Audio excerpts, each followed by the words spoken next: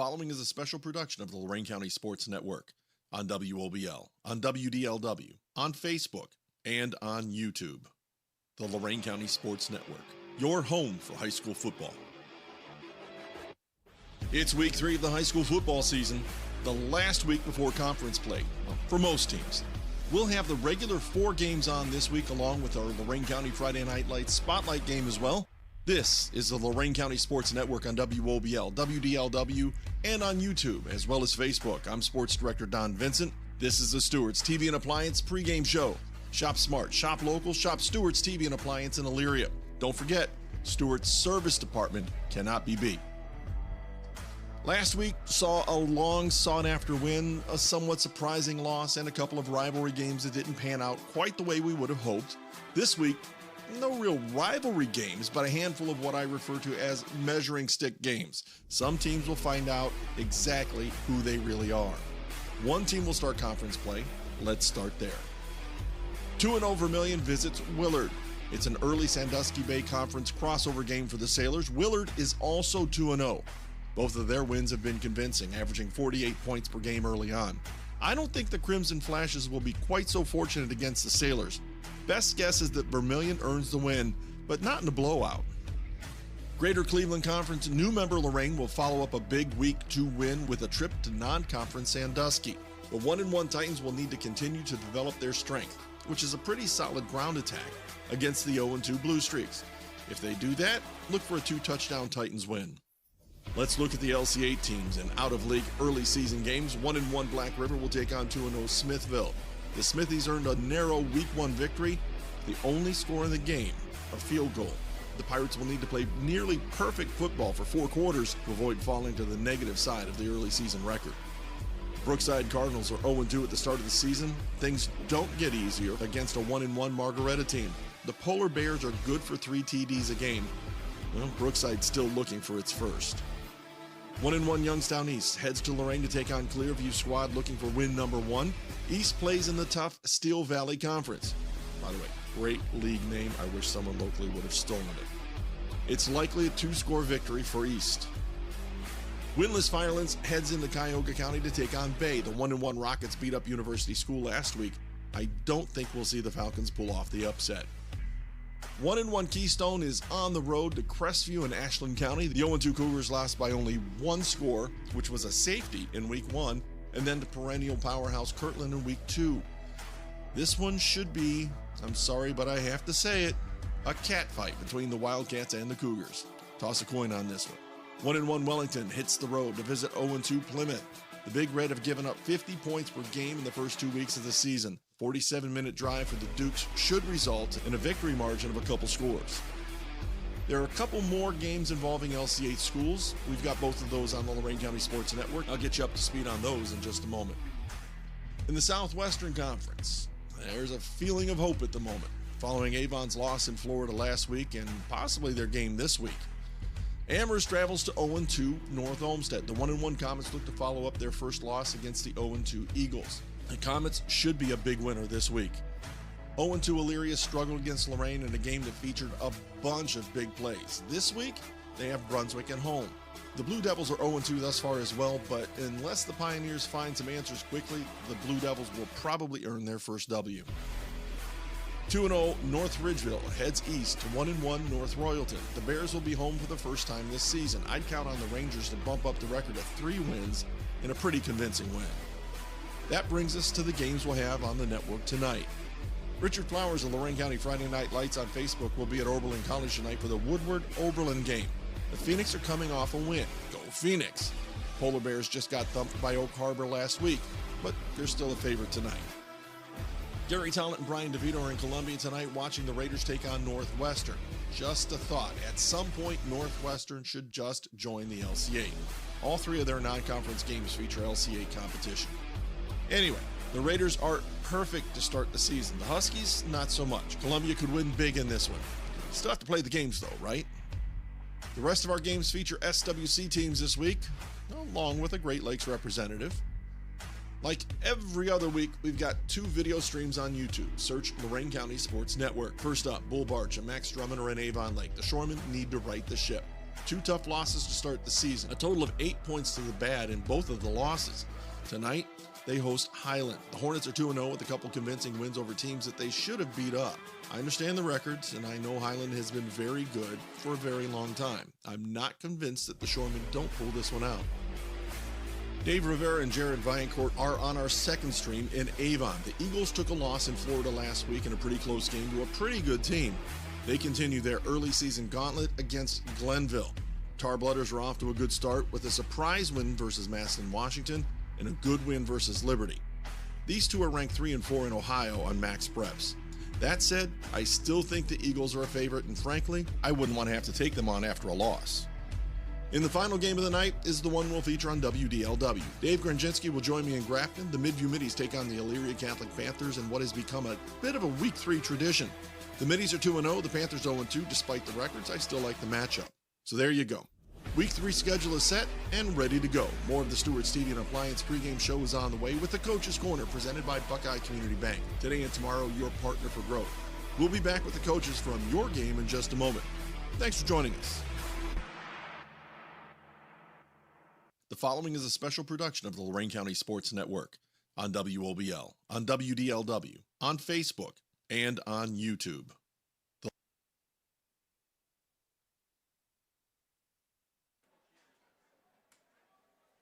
High atop Avon Lakes Memorial High School. It'll be week 3 here in the high school football season where the Four Horsemen ride in with a huge matchup on our hands here between the Avon Lake Shoremen and the Highland Hornets. Had a happy for you here on the Lorain County Sports Network. Andy Bolbarge, Max Drummond with you. We've got El Capitan, Edwin Vereen, our director, and we've got Sam Sovacool working the camera here today. We've got you locked into our pregame show brought to you by Stewart's TV and Appliance. Max, great to be joined by you. As always, should be a great matchup here. Avon Lake comes for their home opener here, 0-2, and Highland comes in at 2-0. Yeah, beautiful night for football, and we're going to see some tested metal out here as these two teams also share a playoff region together, so who knows how that ends up jockeying for position later in the year. Going to be a real interesting matchup right now. The captains are meeting at the field at 50-yard line going over the coin toss, and we'll get you more information on that here in just a little bit. Let's talk about the field conditions here, Max. It's beautiful outside today. Yeah, right now 72 degrees, windy, plenty of sun in the sky. As that is brought to you by Lorain County Clerk of Courts Tom Orlando, a proud sponsor of high school athletics. Well, let's take a look at that injury update report. Also, there's a key cog missing for Avon Lake. Yeah, so coming into the pregame here, we noticed Maxwell Riley, Ohio State commit, left tackle, and really the anchor of that offensive line for the Shoremen, not warming up. So it appears he may be out of this matchup here this evening. So that's certainly going to be a huge factor in this game against Highland tonight. Certainly is. The captains we mentioned were meeting at the 50-yard line for the coin toss. Team captains throughout the season brought to you by North Coast Insurance Group. Robert H. Garcia has all your local needs. Call your local Allstate agent in Avon. That's Robert H. Garcia. Our officials for tonight's game, it'll be Aaron Narode, the head referee, umpire William Posey. The line judge is Keith Waters. Head linesman is Paul Rader. Back judge is Matt Emawali, and the center judge is Dan Frint. So those are the guys that will be hoping get a nice opportunity to call it right down the middle throughout the night tonight. Our referee crew is brought to you by Stringer, and Gazer. Personal injury, family law, and workers' compensation cases, they can take care of that. That's Stringer, and Gazer. Let's step aside and take a timeout here in the Stewart's TV and Appliance pregame show. Coming up next, we've got the Buckeye Community Bank Coaches Corner, but we'll catch up with both head coaches right after this on the Lorain County Sports Network.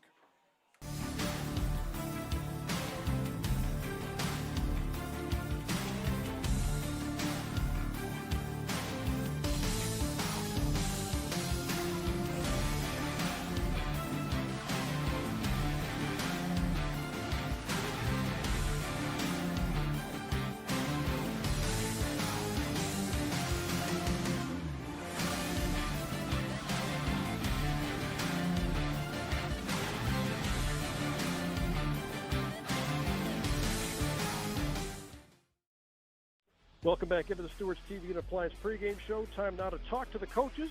Our Coaches Corner is brought to you by Buckeye Community Bank. Today and tomorrow, your partner for growth. That's Buckeye Community Bank. And we're pleased to be joined right now by Highland head coach Mike Gibbons. Coach, we appreciate the time as always. Boy, some really good defense the first couple weeks of the season. Certainly no surprise given the history of that Highland program. Coach, who or what specifically has paced you guys on that side of the ball so far? Yeah, I think it's been a group effort. It really has. Obviously starting with the players, really executing the game plan. Our defensive coaches are doing an outstanding job putting together a great game plan for them to go out and operate. But, looking at what we had coming back from last year, you look at our 3 linebackers that are all returning starters that started in 14 games last year. Obviously, it was very important to have those guys back and, for their leadership and everything that goes into it that way. And I felt good about our secondary. And, really our defensive line has played really, really well the first 2 weeks. So, that was an area where, we lost some kids to graduation. So we're excited to see those guys the way they've been able to play the first 2 weeks. Taking a look at the other side of the ball, Coach, averaging 7.4 yards per pop in that rushing game. What's really done well for you guys rushing the football? I know a lot of credit goes up front, but you got a pretty nice backfield as well. Yeah, again, you look at some of the guys we've had back from the previous years, and Casey Miser, you start there with a running back that had 46 touchdowns last year, 2,700 yards his junior season, first team All-Ohio kid. So anytime you can return a player of that caliber for another year is obviously really, really big. And then, not only him, but, Lucas Girding as a slot receiver, who's also like a jet sweep bubble kid for us. He's been over 1,000-yard kid from a year ago, is having a really good first couple games here, and we're excited about him. Evan Faust was our leading receiver as our tight end last year, so having him back. And then Nick Dubkowski is our ex-receiver, having him back too. So we feel really good about the skill guys that we brought back, and even guys that are stepping up. Grady Gibb at quarterbacks had a tremendous start. Dylan Lazar's a nice 1-2 punch with Casey in the backfield. And then some other receivers that are coming in and playing some big-time minutes. So just it's a team game. Obviously, up front, our O-line is doing an outstanding job, but excited about where they're at, but we know we can continue to get better. What kind of identity do you think that group up front has? I mean, is it cohesiveness? Is it skill? What things stand out when you talk about that offensive line? Yeah, I think it's kids understanding scheme. They're very smart, right? So they understand things. They play hard together. They practice hard. They play hard. Again, looking at what we had coming back from last year, we only returned one offensive lineman, Josh Messina, from the group from last year. So, 4 new faces out there, but we've been in the regional finals the last 2 years.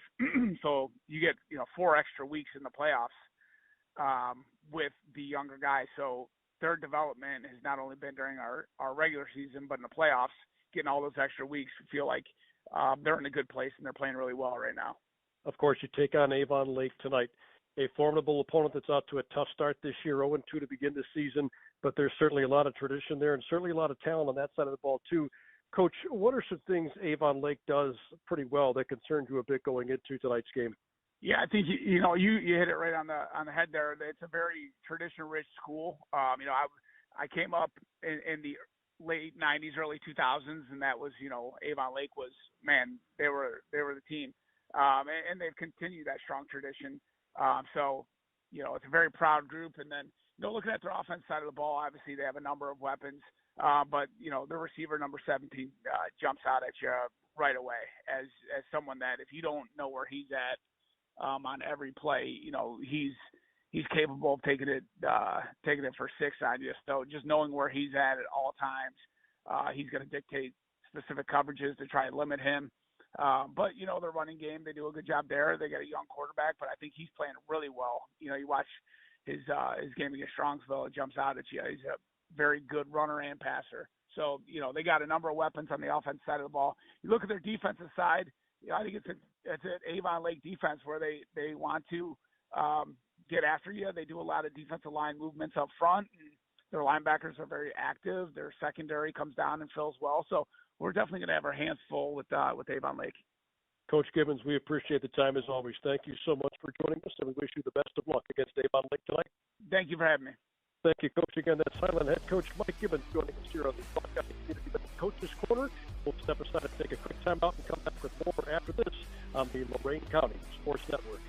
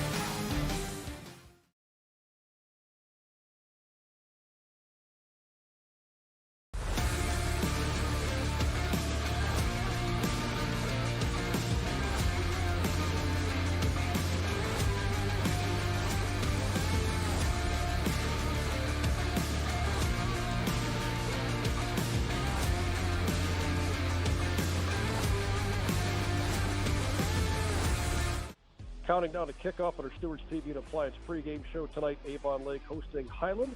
Time now to catch up with the coaches on our Buckeye Community Bank Coaches Corner today and tomorrow. Your partner for growth. That's Buckeye Community Bank. Avon Lake head coach Matt Kostelnik joins us. Coach, we always appreciate the time. And let's talk about the first couple weeks of the season. How things have been going for you guys so far. Sometimes the record does not tell the entire story. Coach, from your perspective, what are some things that you're pleased with from Shoremen the first 2 weeks? Well, I've been pleased that they've answered the bell in both games. I mean, they put ourselves in a position that were both winnable games, and they've responded really well. We had a great week of practice. Again, this week the kids are staying positive. We just got to go out and finish is really what it comes down to. So I've been really impressed. Our defense really hunkered down last week against Lake Catholic after giving up that opening drive. The other two scores came off of a turnover and a block punt. And then the first week they flew around to the ball and they did a lot of good things. But again, turnovers seem to be kind of that problem that keeps, in the worst possible moment that's overhead. But when you look at that first week and even last week, we've now executed 2-minute offense 3 times. And with having a young quarterback, that's impressive. That their ability to score and score quickly has been really nice to see. So for us, it's all about putting it together and continuing to grow and move forward. You have so many young men that stand out on paper who have made big contributions the first couple of weeks of the season. But I want to focus on Aiden Stewart, a guy who's really kind of a Swiss Army knife for you guys. For those that haven't seen him play, what does he bring to the table? Well, he does a little bit of everything for us. He's a backup quarterback. Is a wide receiver. We put him in on defense when we need him to. He does kickoffs. And he punts for us. So he's kind of a jack of all trades. I mean, he is a Division I athlete. We need to maximize him as much as we can, or get the most out of him when we can. So he's a great kid. He's going to Air Force next year, and he's got 3 touchdowns already. And we're hoping that he's going to expand upon that and get a couple more this week. You have a sophomore starting at quarterback in Dawson Tenbrink, a very wise young man. He's actually done some really good things for you guys. Numbers look good first couple of games. As you examine what he's done the first couple of weeks, how do you think he's progressed? Phenomenally. I mean, you don't know what you're going to get when sophomore quarterback when the Friday night lights go on. He had a great spring for us. He had a great summer for us. And so far in the first 2 weeks, other than, 2 INTs, he's been playing great for us. He's got three throwing TDs. He's got a rushing touchdown. And so, again, when we look at we need to continue to grow and move forward, he really takes up that call. And he sometimes we joke that he's a little too much of a perfectionist. He can kind of relax a little bit on that end. But, he's a sophomore. He's going to make mistakes. We expect he's going to make mistakes. And as I tell him every game, man, just go out and have fun. Football's fun. You enjoy doing it. We got him on the field last year as a freshman. You should have seen the smile he had when he came off the field. And, he's a real pleasure to coach because he cares and because he puts so much effort into it. He puts so much effort into the weight room. He puts so much effort into our spring 7-on-7. And every week he's a student of the game that continues to get better. So, I think sky's the limit for him. And we're going to look to see him continue to improve not only the rest of this season, but moving forward into his senior year. Let's dig into that running game. Kind of a double-barreled question here. Ezra Jones, second year in the program, and, of course, that offensive line in front of him, anchored by Ohio State commit Max Riley.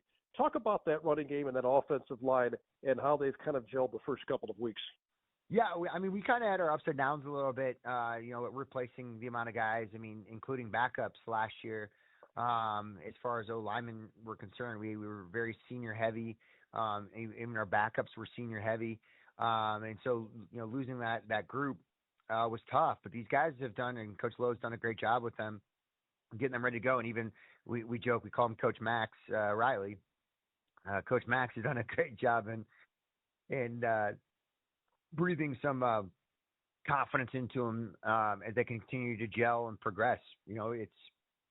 It's one of those things where, with as many guys that we had to replace and what they bring to the table, they've come along pretty quickly, and we continue to be successful in the run game. And Ezra has shown that too. He's averaging 6 yards a carry right now. He's got 4 touchdowns so far in the first 2 games.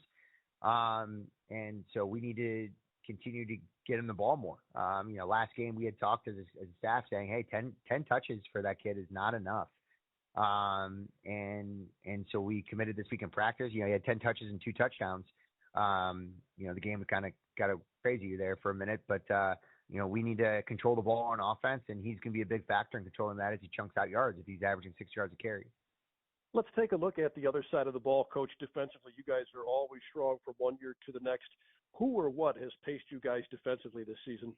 Well, I think it starts up front. Having Van Ewen and Smith back has been great. They're both captains, not only for our leadership, but in general. Caleb lost 30 pounds and, really, committed to the weight room and did a great job in the weight room this offseason, and it's showing on the field. I mean, he's top 3 in production. His get-off's crazy, and same with Eric. They've committed to getting better. And, we're not the biggest defensive line, but, our get-offs have been great. Our assignments have been fantastic, and, I'm looking to continue them to grow. And another guy with McGregor has gave us good minutes. Kid went from a quarterback to a linebacker to now he's starting on our D-line. So he's kind of been all over the place. But that's testament to him and his character as a person. And, we've had a couple other guys, Jack Ellis and Laser, have given us great minutes, great time. Laser had a great game last game, and Ellis can be a force of reckoning sometimes when he comes in there. He starts, he plays on the offensive line. So we kind of spot him in on the defensive line, but when he comes in, man, he gets after it.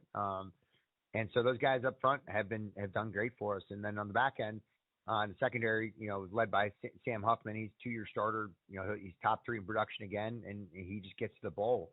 And same thing with Summerfield at safety. So really, we had to replace quite a bit in the secondary, and I think all of our guys have done a great job of stepping up. We will get better at assignment sound. We will get better at forcing turnovers.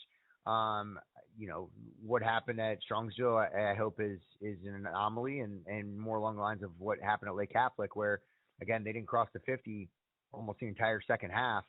And the only reason why they got the ball was field position, the block punt and then came off another turnover. So, we'll get better in our red zone defense, and hope for another good showing against a very good Highland offense this week.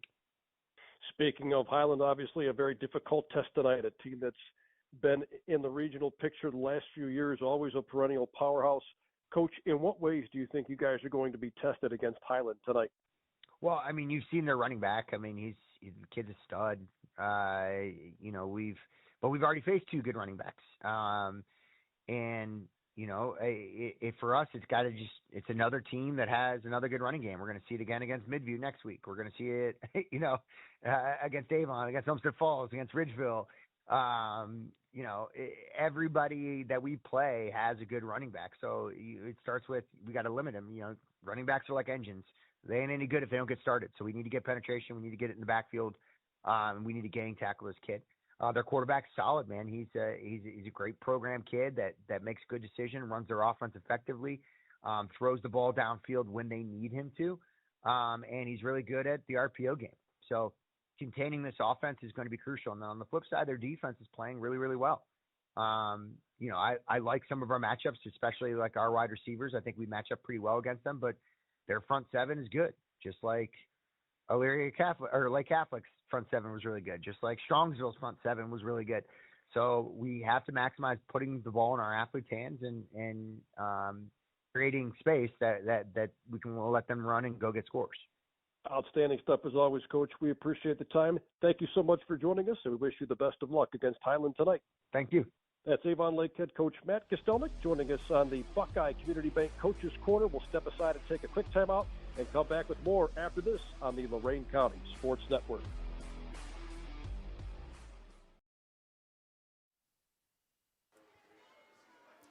Welcome back to our Legacy Home Finance Game of the Week here on the Lorain County Sports Network. It's brought to you by Legacy Home Finance, your local, reliable, trusted lender. That's Legacy Home Finance. So happy to have you with us tonight. Andy Bolbarch and Max Drummond on the call for you.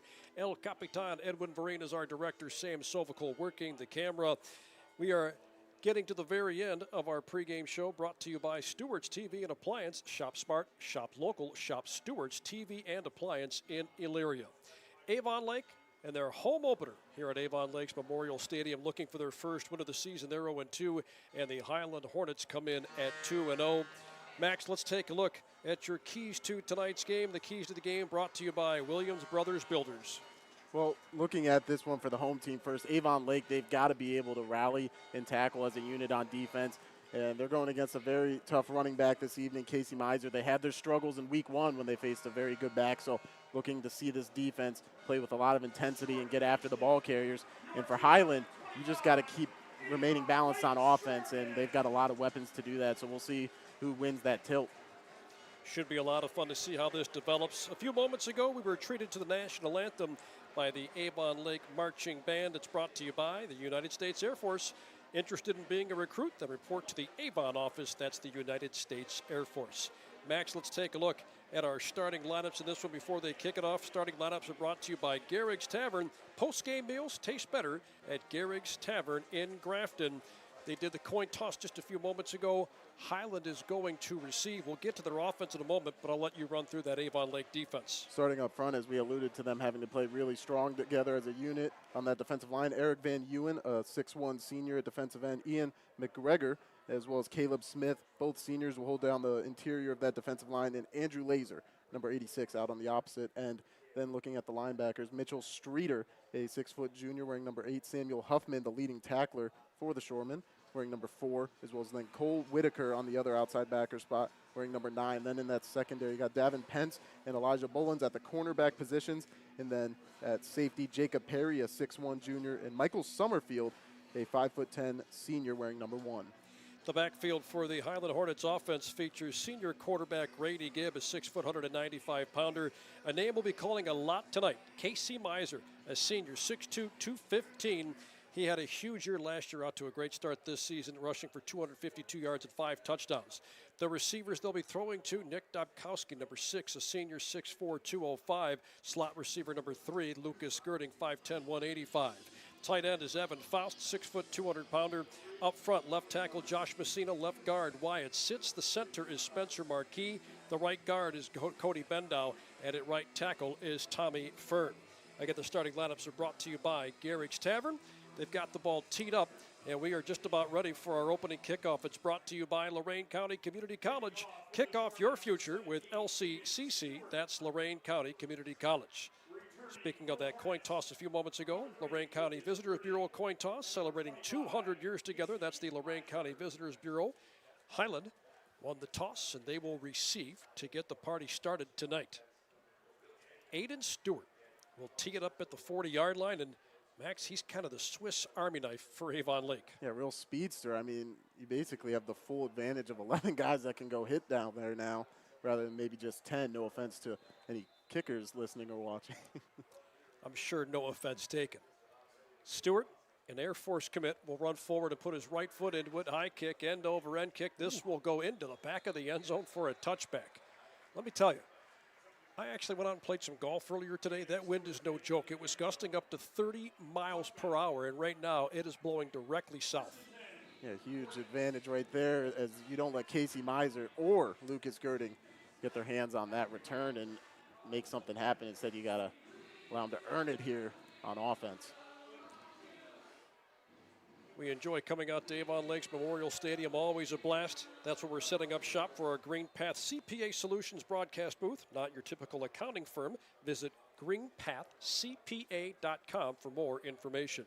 Grady Gibb runs out of the shotgun, takes the snap, looks right, throws right, caught by the tight end Faust. Faust gets out of a tackle at the 20. He's down the near sideline, he's up to the 40-yard line, and he's shoved out of bounds near the 44. And right away we see Avon Lake's defense hurting from not getting the first man to bring him down, and what turns into what could have been a 0-yard gain right back to the line of scrimmage. Over 20 yards picked up there for Faust. They said he stepped out at the 42, so that's a gain of 22 yards on the pass to the tight end, Evan Faust. His second reception of the season. The first one went for 71 yards. It's first down and 10 once again for the Hornets on their second snap of this drive.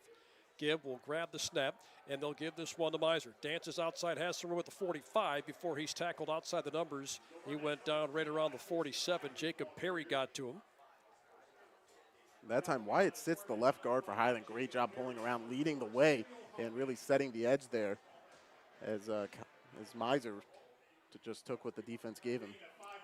First snap of each half brought to you by Janasco Insurance. The protection you need, the service you deserve. That's Janasco Insurance. Second down and 5 coming up for Highland. They've had 2 positive plays so far. A 22-yard pass to the tight end Faust and a 5-yard rush for Miser.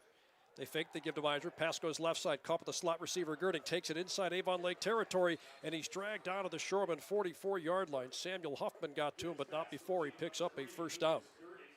And so far, we're seeing a lot of man coverage from the Shoremen as they try to keep up with these motions.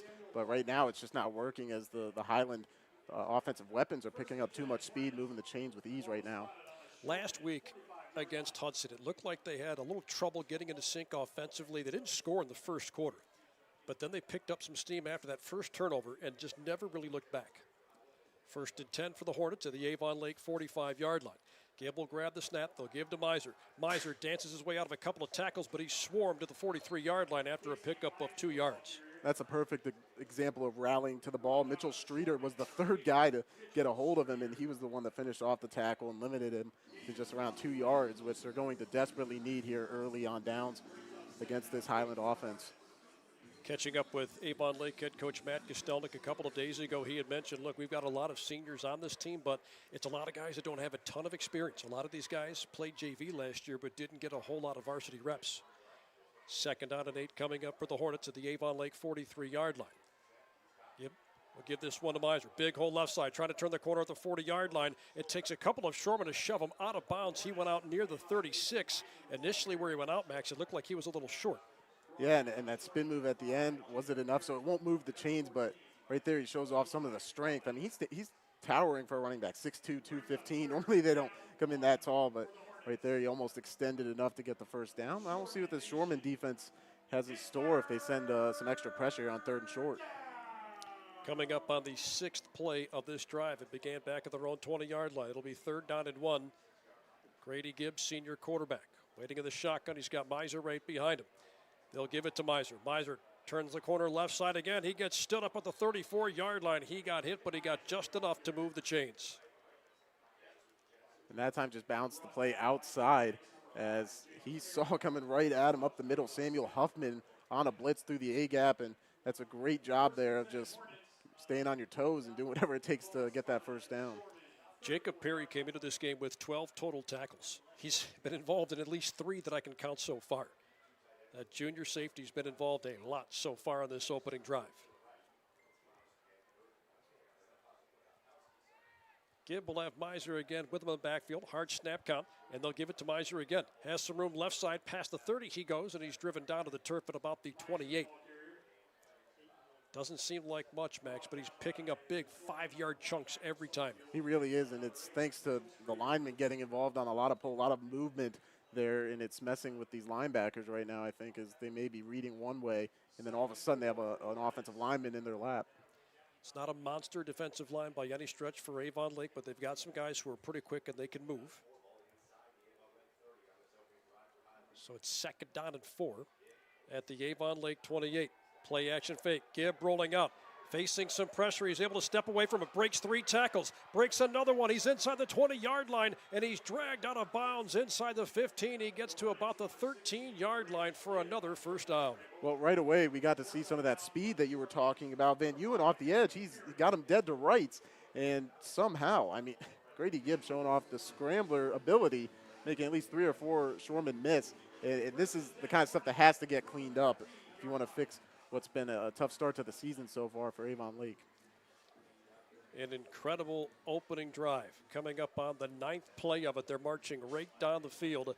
They're inside the red zone, brought to you by Steve Lawson of Russell Real Estate Services. Selling or buying soon? Visit superstevesells.com. Grady Gibb will give, oh, it's a fake. He's going to keep it himself, and this time he's drilled. He went down right around the 13-yard line. He was hit and dropped immediately. Caleb Smith, senior defensive tackle, was not fooled. Yeah, great job just as a unit that time, as we see Evan Faust trying to set up a block that time on Streeter. He absorbs that, and it leaves it wide open for Caleb Smith to come in and clean it up, and I feel like that's one of the first real effective plays on defense we've seen from Avon Lake this drive. To your point, that's the first time they've had a negative play on this opening drive. And again, they're about to run their 10th play of said drive. Miser off the right hip of Gibb will send a man in motion. That's Girding. Back to pass. Gibbs got time. Throws right side. Caught by Girding in the flat. He breaks one tackle. Trying to fight forward to about the 11-yard line. Then he's swarmed by a host of maroon jerseys. He had to go a long ways to pick up a couple of yards, Max. He really did, and that time it looked like they were going to use him as a decoy, but they still feed him the ball late, and it's just a good job staying home and keeping contained there by Avon Lake. And, you know, it's interesting, as this drive has gone on, they've been rallying a little bit stronger than they were maybe at the beginning, which you would expect that to be flipped here at the start of the game. Second, third down opportunity on this opening drive for the Hornets. 7:15 to play first quarter, first drive of the game. No score in this one. It'll be third down and long for Highland. They have 9 yards to get here on third down. Hard snap count from Gibb. He'll get it, and they'll give to Miser. He has room to run right side, inside the 5-yard line. Barrels over a defender and works his way inside the 2. It was Jacob Perry who is in on the stop again. And more or less, he just kind of accepted Casey Miser at the end of that play. Yeah, just did whatever he could to bring him down before the end zone. And on that one, third and long, with a lot of the RPO we've seen, I think that froze the Avon Lake linebackers. They expect maybe the quarterback that time, Gibb, to pull it and look downfield, but instead they used Miser. And that might have even just been a play call like, hey, let's get half of it and maybe set up for an easier fourth down. Instead, first and goal from the 2. As Max mentioned, first down and goal. They're just inside that Avon Lake 2-yard line. Grady Gibb wants the snap. He gets it. They give to Miser. Miser running right side. He's hit at the 2-yard line. He reaches out and he gets over the pylon. Touchdown Highland. A punishing 2-yard dash to pay dirt for Casey Miser. That is his 6th trip to the end zone this season, and that will give Highland the early 6-0 lead. We saw him do a lot of that on the opening drive, bouncing the play outside, just using his speed to get to the edge, and then he finishes it off with power. I mean, he really is just a complete every down running back. Kicking game is strong for Highland. Here's Jonah Kauza, a 6'1", 170-pound junior. He is a perfect 8 for 8 on point after attempts this season. Gibb will handle the hold, waiting for the snap to come back to him. He'll put it down. Extra point is on the way. Plenty of distance on it, and he put it through the uprights. Good.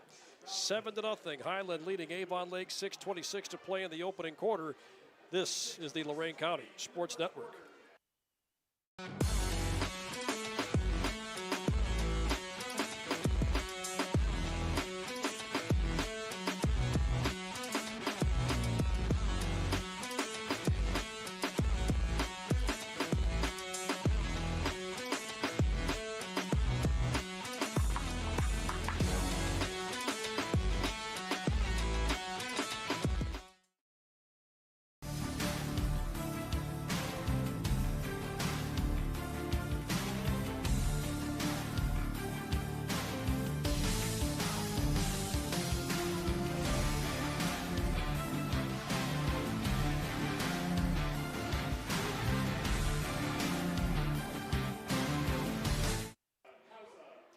A 12-play, 80-yard drive for the Highland Hornets to open up the festivities tonight. They scored a 2-yard touchdown rush from Casey Miser. They lead 7-0 with 6:26 left on this first quarter clock. Andy Bullbarch and Max Drummond with you on our Legacy Home Finance Game of the Week on the Lorain County Sports Network. One more week for most teams in the area before they get into conference play next week. Jonah Kauza will run forward and get his right foot into this kickoff. A high kick, end over end, that'll hang up in the wind. And this will be retrieved right around the 10-yard line by Stewart. He has a big hole to work with. Hits the seam up the right side. Gets across the 50. One man to beat down the far sideline. The kicker, Kauza, tripped him up just inside the 40. He was able to get to about the 34-yard line. Only the kicker for Stewart to beat. Yeah, picking up 59 on that one. He had to wait on it, like you said, but he gets it at the 10 and makes up a lot of ground quick. And we know he's got lightning in a bottle. Speed and ability. They're going to need a lot of that here tonight in both phases of offense and special teams.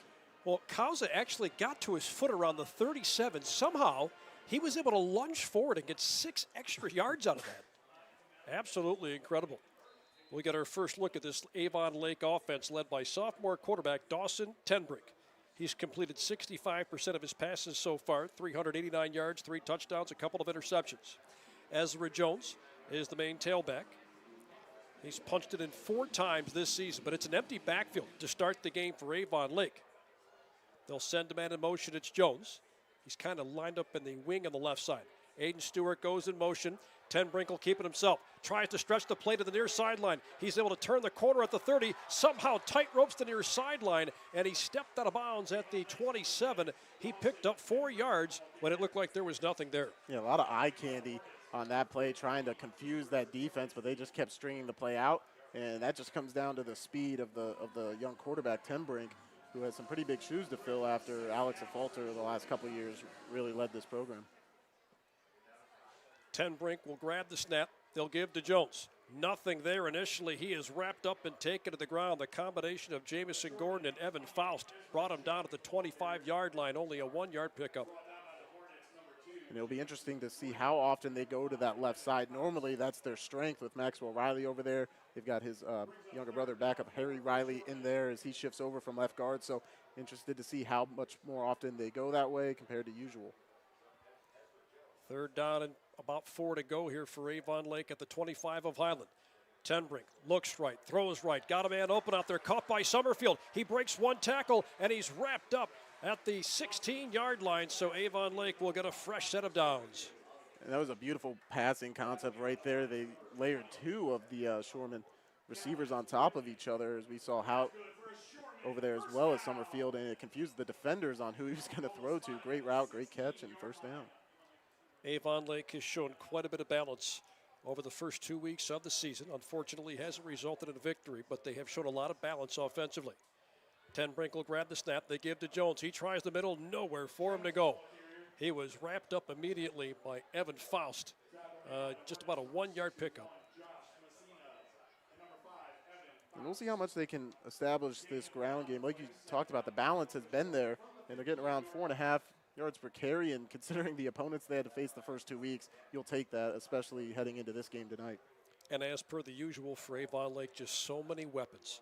And I think you heard a lot about the offensive line this year with Riley anchoring it, but they always have weapons on the perimeter. 2nd down and 9 at the Highland 15-yard line. Snap taken by Tenbrink. He'll get this one to Jones up the middle, and again, he is immediately wrapped up. He had nowhere to go. Cody Bendow, the defensive tackle, there to greet him for a loss of 1 yard. Yeah, he definitely leads the way up front and weighs the most out of anybody on that Hornets defensive front, and he's wrecking havoc right now in the middle is on that play, and then a couple plays before, he's forced a few of these to try to bounce outside. They're going to have an answer for him here tonight if they want to move the ball on the ground. 2nd, 3rd down opportunity on this drive for Avon Lake. They need 10 yards to keep this drive going. Down 7-0 with less than 4 minutes to play in the opening stanza. And now we have a flag late, and somebody lined up offsides for Highland. And that's a really big one. That totally changes the look of this 3rd down scenario. It certainly does, and I mean, you can call a few more plays now. It's not as dire of a situation for Dawson Tenbrink, who it looked like a definitive passing down, and now you might be able to sneak in a run here. And that, if there is one drawback on this Highland team over the first couple games, it has been discipline with the penalties. I mean, they've had 12 on the season already heading into tonight, and for a program like that, you don't really expect to see that. Couple of substitutions late for Avon Lake offensively as they get to the line with about 20 seconds left on that play clock. 3:30 to play first quarter, 7-0 Highland. 3rd down and 5 at the Highland 11-yard line. Dawson Tenbrink grabs the snap. They'll go up the middle again. Jones breaks a big tackle. Inside the 5, marches into the end zone. Touchdown, Shoremen. He was hit at the 12-yard line, said, gonna take a lot more than that to bring me down. He marches 11 yards into the end zone, and Avon Lake is an extra point away from tying this up. Yeah, you see on the replay there, the combination of Evan Faust, Jamison Gordon, 2 really good linebackers for Highland. Looked like they sandwiched him. Somehow he slips out of that, and he finds pay dirt. As like you said, he has been a very bright spot for this running game this season, and already has 5 touchdowns on the year. In comes Kyle Anderson, junior kicker, to try and tie this up. Extra point is on the way, and he splits the uprights. It is good. So Avon Lake responds quickly. They're able to go 31 yards down the field. That was all set up by a huge kickoff return from Aiden Stewart. We're tied at 7 with 3:18 to play in the first quarter on the Lorain County Sports Network.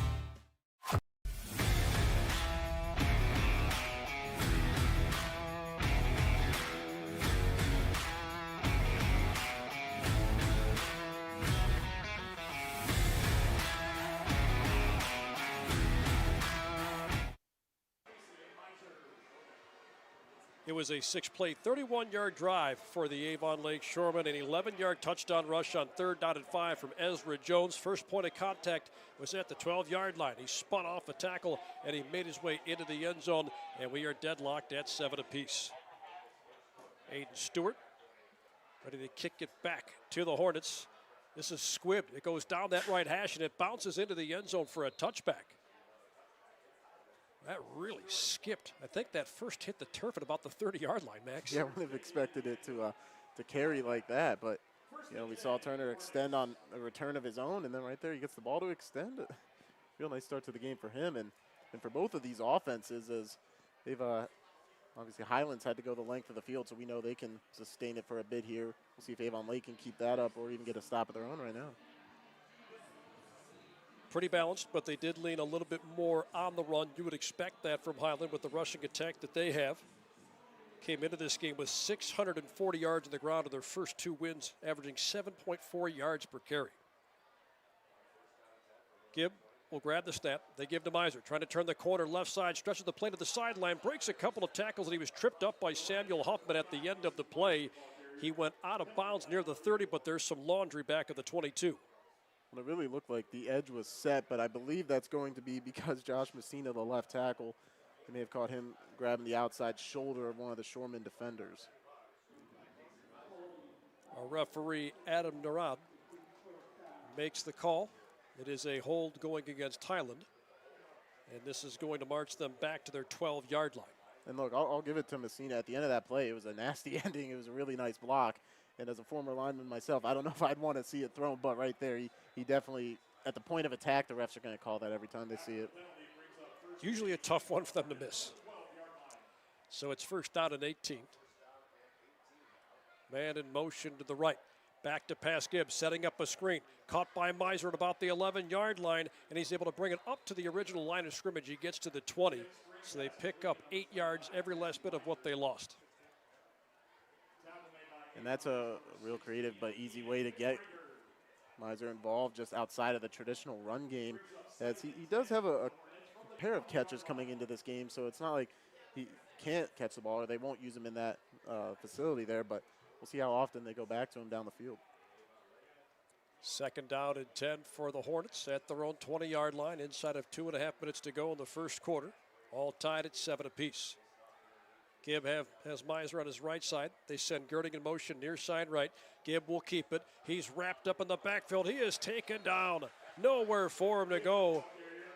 There are 3 or 4 Shoremen in on that stop, trying to get across the edge, and Max, they just didn't bite the fake. No, not at all, and I think that was a great job staying home because everything, all the keys before the play was pointing to a sweep out the opposite side. And great job just staying home that time. And it looked like Caleb Smith, first one to get there. Not the first time we've called his name tonight. Might happen a few more times at this rate. Third down again for the Hornets on the season. They were 4 for 8 on third downs. They converted both third down opportunities on their first drive. Grady Gibb grabs the snap, play action fake. Avon Lake rushing for it. Gibbs in some trouble. He steps up and he runs. Gets past the 30-yard line. He gets hit at the end of the play at the 32, but he picks up more than enough for a first down. And you mentioned at the start of that snap there how they've been able to convert on previous drive. On the previous drive, none of the third downs had been that variety, though, where they had the longest distance to go like that. And just a good job there. Do-it-yourself kid pulled out by Gibb, and he lowered the shoulder at the end to make sure he got it. Those are deflating third down conversions. That can really take the wind out of the sails of a defense. This time they gave to Miser. Try the outside, dance back in. He's going to carry a few different Shoremen with him up to about the 41-yard line. Mitchell Streeter came in to help out at the very end of that play, but it was still about a 9-yard pickup. Yeah, and it's just amazing to me. It's a thing of beauty up front by that offensive line and the extra blockers, as well as Bendow and Faust, both pulled around from the left side, and they're just moving the Shoremen off the ball here in this run, in the traditional running game. Yeah, good deal of penetration up there, no question about that. I think it's safe to say that for the most part they've controlled that battle. 2nd and 1 for the Hornets. Gibb will take the snap, throws left side, caught by Weber. Weber barrels over a defender on the far sideline. He pushes his way up to about the 47, and they'll move the sticks again. And if the Avon Lake defenders, if those corners are going to be that far off the ball, you know Highland will take advantage of that all night if they're able to. Yeah, Grady Gibb hasn't been asked to do a ton with his arm. He came into this game 13 for 15. I mean, incredibly efficient, 320 yards. So when they've put the ball on his shoulders, he's been able to deliver. And I think that's going to take us to the end of the first quarter. We're all tied at 7 apiece at the end of one between Avon Lake and Highland on our Legacy Home Finance Game of the Week on the Lorain County Sports Network.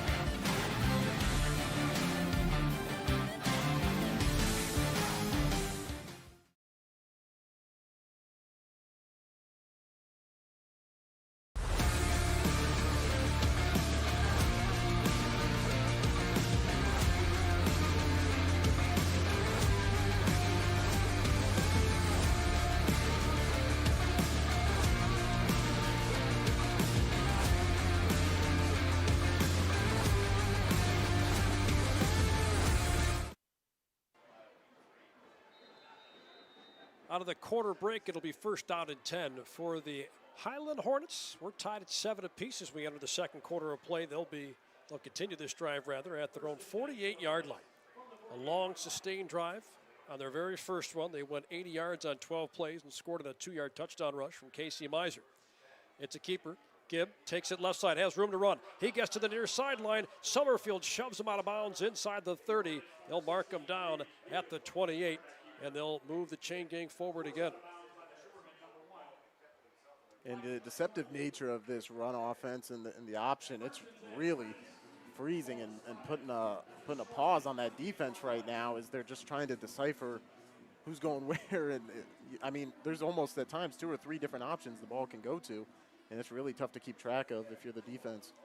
Casey Miser went to the sideline. He's out for this play. Dylan Lazar, the tailback here, a 5'8", 185-pound senior. Grady Gibb back of the shotgun again.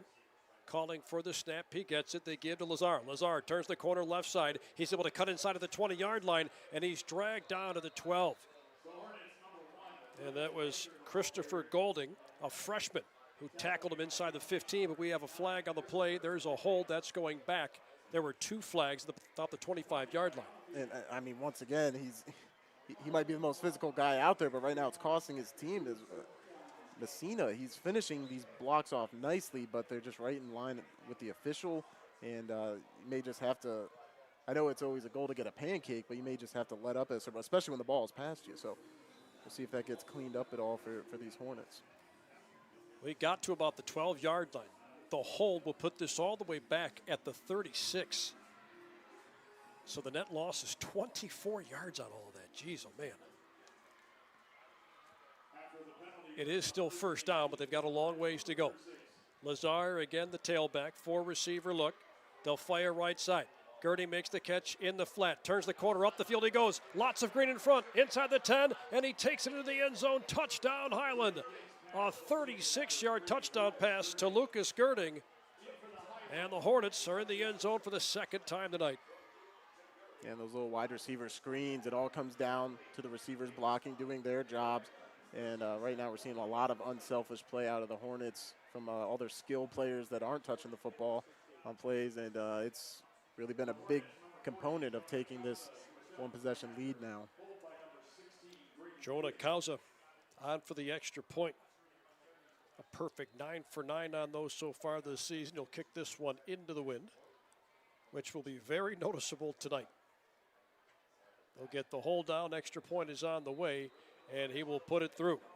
It is a 14-7 lead for the Highland Hornets with 11:14 to go in the second quarter on our Legacy Home Finance Game of the Week on the Lorain County Sports Network.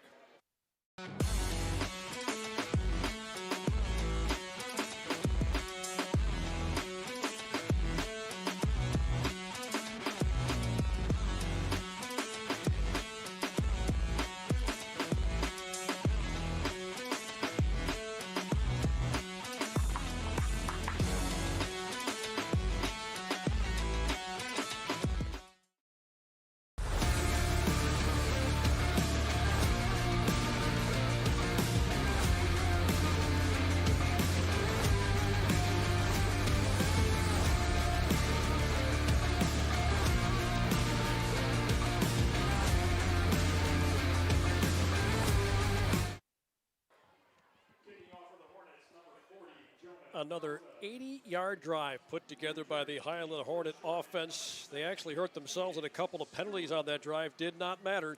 They were able to put it into the end zone on a 36-yard touchdown pass from Grady Gibb to Lucas Girding. It's 14-7 Highland. Glad to have you with us tonight. Lorain County's Four Horsemen riding in high atop Avon Lake's Memorial Stadium for Week 3 in the high school football season. Andy Bulbarch, Max Drummond on the call. Edwin Vereen is our director. Sam Sovacool working the camera. It's a bit cooler tonight than it was when we were here last year for that Benedictine game. I think we're a week later because we were at week 2 last year, and it's made all the difference. I mean, heck, even last week it may have been cooler than it was last year. Last week was unseasonably cool. Kauza will kick this away. High end over end kick, and he actually put it through the uprights after seeing what happened on the kickoff. Last time, I think they weren't going to give Aiden Stewart any opportunity to receive that. Not at all, and that's just a great kick. Almost went right into one of those drums behind the uprights as well. And now we'll see what Avon Lake can do when they have the full length of the field to go. So far, Highland has proven they may even be able to score if they had to start in the parking lot. So we'll see how the Shoremen respond. An incredible balanced offensive attack for the Highland Hornets. They've done it about every way you can think of. Haven't had to take many shots deep. But again, when you move the ball the way they have, you don't have to take unnecessary shots down the field. Dawson Tenbrink will have Ezra Jones off his left hip and a 4-receiver look. He'll send a man in motion at Stewart. Back to pass, looking for Stewart. Has to pull it down. Looking to that near sideline. He throws, looking for Stewart. Jumps up and he makes the catch. Pulled that one down and went out of bounds at the 36, and a flag came in at the end of the play. Really good coverage by Cooper Zielinski, but Stewart made a terrific catch. He really did, and we'll get a personal foul there on the Hornets defense, but it looked like right away that Tenbrink wanted to go down the sideline to Galding, but it just was covered up there, so instead he's patient, finds some extra time, and gets it to his number 1 playmaker. They tacked it on to the end of the play. It's a personal foul face mask going against Highland. So that's going to put the ball at the Highland 49-yard line. Says a lot about how well Highland has played in this game. 3 penalties have gone against them the last couple of minutes, and they're still up 14-7. Yeah, they found a way to recover every time, especially on offense. We saw a few. We'll see if the defense can do the same or not. Empty backfield for Dawson Tenbrink. 6 foot, 180-pound sophomore. He'll send Ezra Jones in motion. They'll give it to Jones. Jones is hit right away in the backfield trying to push the pile up to the original line of scrimmage, but he stopped at the 50-yard line. He had nowhere to go. Yeah, and neither of them did. I mean, right there, Tenbrink, he had Dan Miller all over him, forced to give it off. And Highland's defense, great job rallying and good play recognition by that whole right side, or their left side of the defense for the Hornets. You talked about this earlier, but certainly a noticeable difference without Max Riley, 6'5", 280-pound senior, Ohio State commit. You noticed it the second I walked into the press box. He was walking around without his shoulder pads on. He had a little sleeve on his knee. That's a big, big miss for Avon Lake up front, no doubt about it. 2nd down and 11 at the 50-yard line. Highland rushing 4. Tenbrink is hit, trying to roll away from it, then he got sacked. He gets hit in the backfield by Callan Whitling. That'll be a monster loss, setting up 3rd down and a country mile. And unfortunately, it occurs right as you bring him up right there. Just a bull rush that time, and the younger Riley. And it's quite the adjustment, being an interior offensive lineman, and then all of a sudden, almost a moment's notice, you have to bump out to the left side. And there's a lot more, you're a lot more on an island out there, and right there it showed. They have to get inside the Highland 40 to the Highland 39-yard line. They have a long ways to go. It's 3rd down and 24. 4 receivers in the formation again. Tenbrink will drop back. Delayed blitz, has some time, throws left side, looking for Summerfield. He makes the catch on that far sideline. He was dragged out of bounds at the 44. A huge pickup, still not enough for a 1st down. But Max, now they're in a position where they could go for it. You definitely can. In a play like that where your young quarterback hangs in there, takes the hit, and delivers a perfect ball along the sideline, builds up his confidence, especially heading into this 4th down, and you feel a lot better going for it here past midfield. They'll keep the offense on the field. It'll be 4th down and 5 for the Shoremen at the Highland 44-yard line. Tenbrink drops back, looks left, throws left. The pass is caught along the far sideline, but he caught it a little bit short. He got it to Colin Hout, the senior. He caught it near the 40, and where he caught it, he wasn't in a position to stretch his arm out to try and get that 1st down. He had to go out immediately to haul that in, and they end up 1 yard short on 4th down and 5. I do really like the play call. They're getting the football out of Tenbrink's hands quickly, so that way the pressure can't hit home, and it's right where you want it to be as a throw away from the defender. Just that time, like you said, it's a game of inches, came up a couple short that time. Highland will take over at their own 40-yard line with 9:21 to play in the 2nd quarter. They lead Avon Lake 14-7. Grady Gibb will have Casey Miser behind him, about 2 yards behind him in this Highland backfield. Gibb will grab the snap. They give it to Miser. Miser room to run right side. He's able to wiggle his way up to about the 45, a 5-yard pickup. Yeah, and he's finding these very small creases, but they're more than enough for him to break through. And, I mean, it's a guy, you talked about the team rushing average per carry this season over 7. I mean, he's almost at 9. So it's just been an outstanding start, and it's just little plays like that where you think, oh, it looks like it's going to go for 2 or 3, and he gets 5 out of it. And those are the kinds of plays that really begin to add up as the game progresses. Grady Gibb looks left, throws left. It's caught by Faust, the tight end. Makes one man miss for just a second, but then he stumbled forward. He went down to the 49 of Avon Lake. That's a 1st down. A good tackle by Michael Summerfield as he kind of tripped him and kept him from getting a lot more. And even though they did move the chains there, you're exactly right. That's something I'm sure this coaching staff for Avon Lake wants to see more of, the first guy being able to finish off that tackle. As we've seen a few of the plays tonight, they start out as that, and then they turn into double or triple the yardage gain. So right there, you keep them at 6 and try to keep on fighting here throughout the remainder of this drive. 1st and 10 yet again for Highland. Gary Gibb calls for the snap, play action fake again. Drops back, throws this one down the middle. The pass is knocked away, incomplete. Michael Summerfield there again. He denied Nick Dobkowski that time at the 15-yard line. And the 6'4", Dobkowski, it looked like he had a step on Avon Lake's defense there. Like you said, Summerfield, he makes the tackle to play before, and right there, right back in the back end, able to seal off that throw and bat it away. A big denial because that's the first shot they've taken down the field. Again, they haven't had to. Their offense has just been so efficient without having to take those shots down the field. Yeah, and it may have been lulling this defense asleep, you would think, but just a great job there by the defenders in coverage of closing in and forcing down second down and 10. Second and 10 at the Shoremen 49. Girding goes in motion to the right, and they're going to give this one to Miser. Miser makes a cut inside, and he works his way up to the 45-yard line. Another 5-yard pickup. Actually called it a 4-yard pickup, setting up 3rd down and 6. And now we reach the all-important down here for Avon Lake because they have not been able to stop Highland on these 3rd down conversions. See if maybe they try to change it up with some extra pressure or if they try to give a confusing look to the experienced Gibb. Interesting to see how they play it here. We mentioned the number before. We'll throw it out there again. They came in 4 for 8 on 3rd down opportunities, but here tonight, they are a perfect 4 for 4. They have been terrific on 3rd downs. We've got whistles, and we have a timeout called by Highland head coach Mike Gibbons. Timeouts are brought to you by Lorain County Recorder Mike Duran, securing and organizing real estate documents. That's Lorain County Recorder Mike Duran. Max will go ahead and keep this one right here because a big spot coming up on 3rd down and 6 for Highland. You know, there's certainly a lot for them to work with.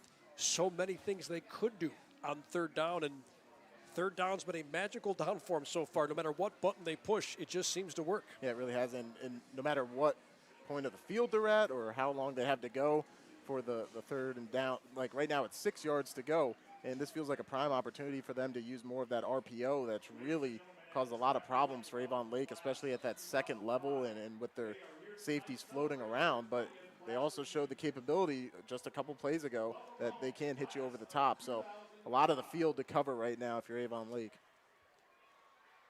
3rd down and 6 coming up for Highland. Coming out of that timeout, 4 receivers for Gibb to work with.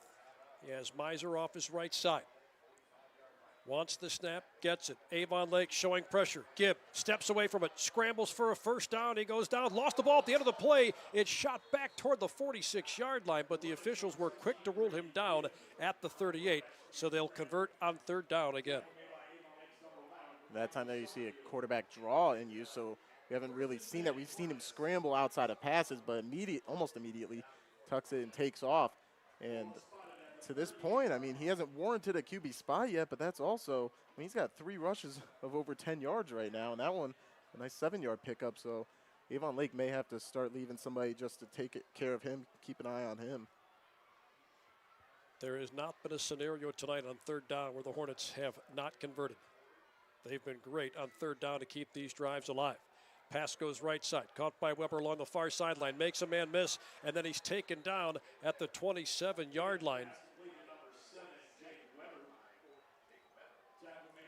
Jake Weber was out in open space there. Samuel Huffman tackled him, and if Huffman doesn't get to him, he's probably still going. Yeah, very fortunate that they were able to get a hold of him there.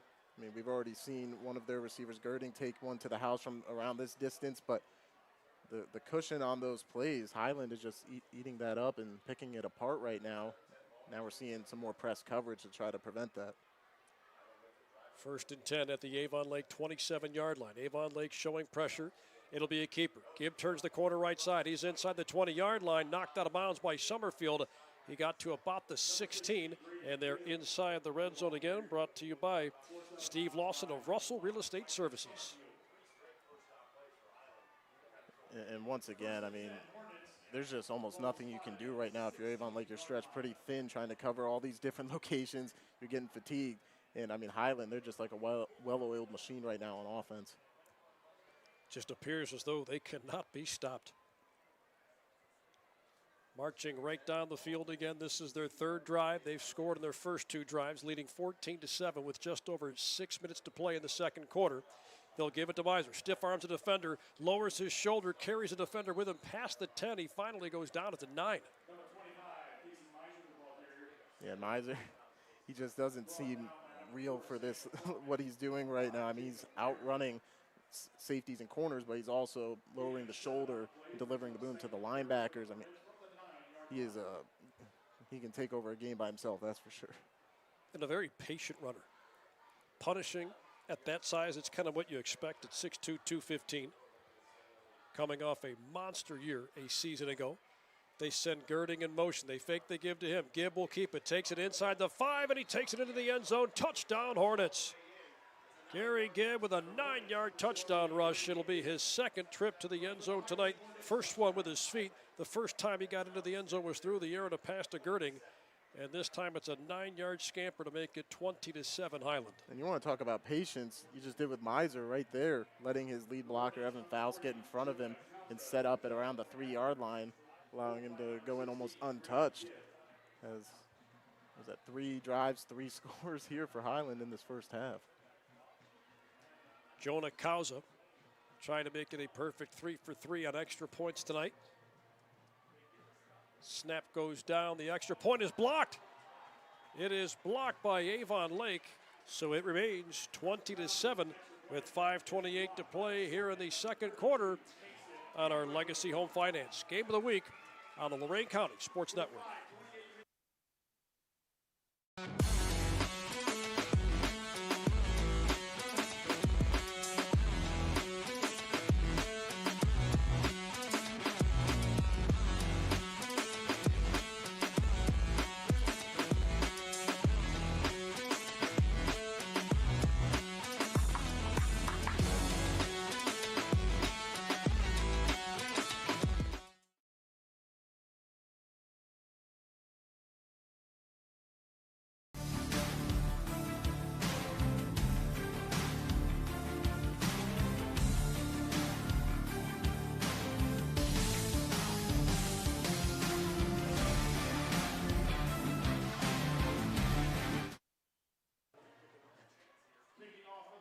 A 60-yard drive for the Highland Hornets. They've had 3 drives, 2 80 yards, 1 60 yards, all 3 resulting in touchdowns. They lead Avon Lake 20-7 with just inside of 5.5 minutes to play in the second quarter.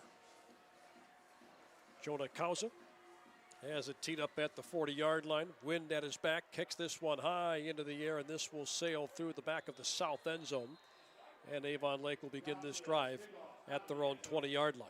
Yeah, these kickers have got to be having a lot of fun when they get to kick that direction. Makes their job a lot easier. Well, you expect the wind to be a bit more fierce when you're this close to the lake.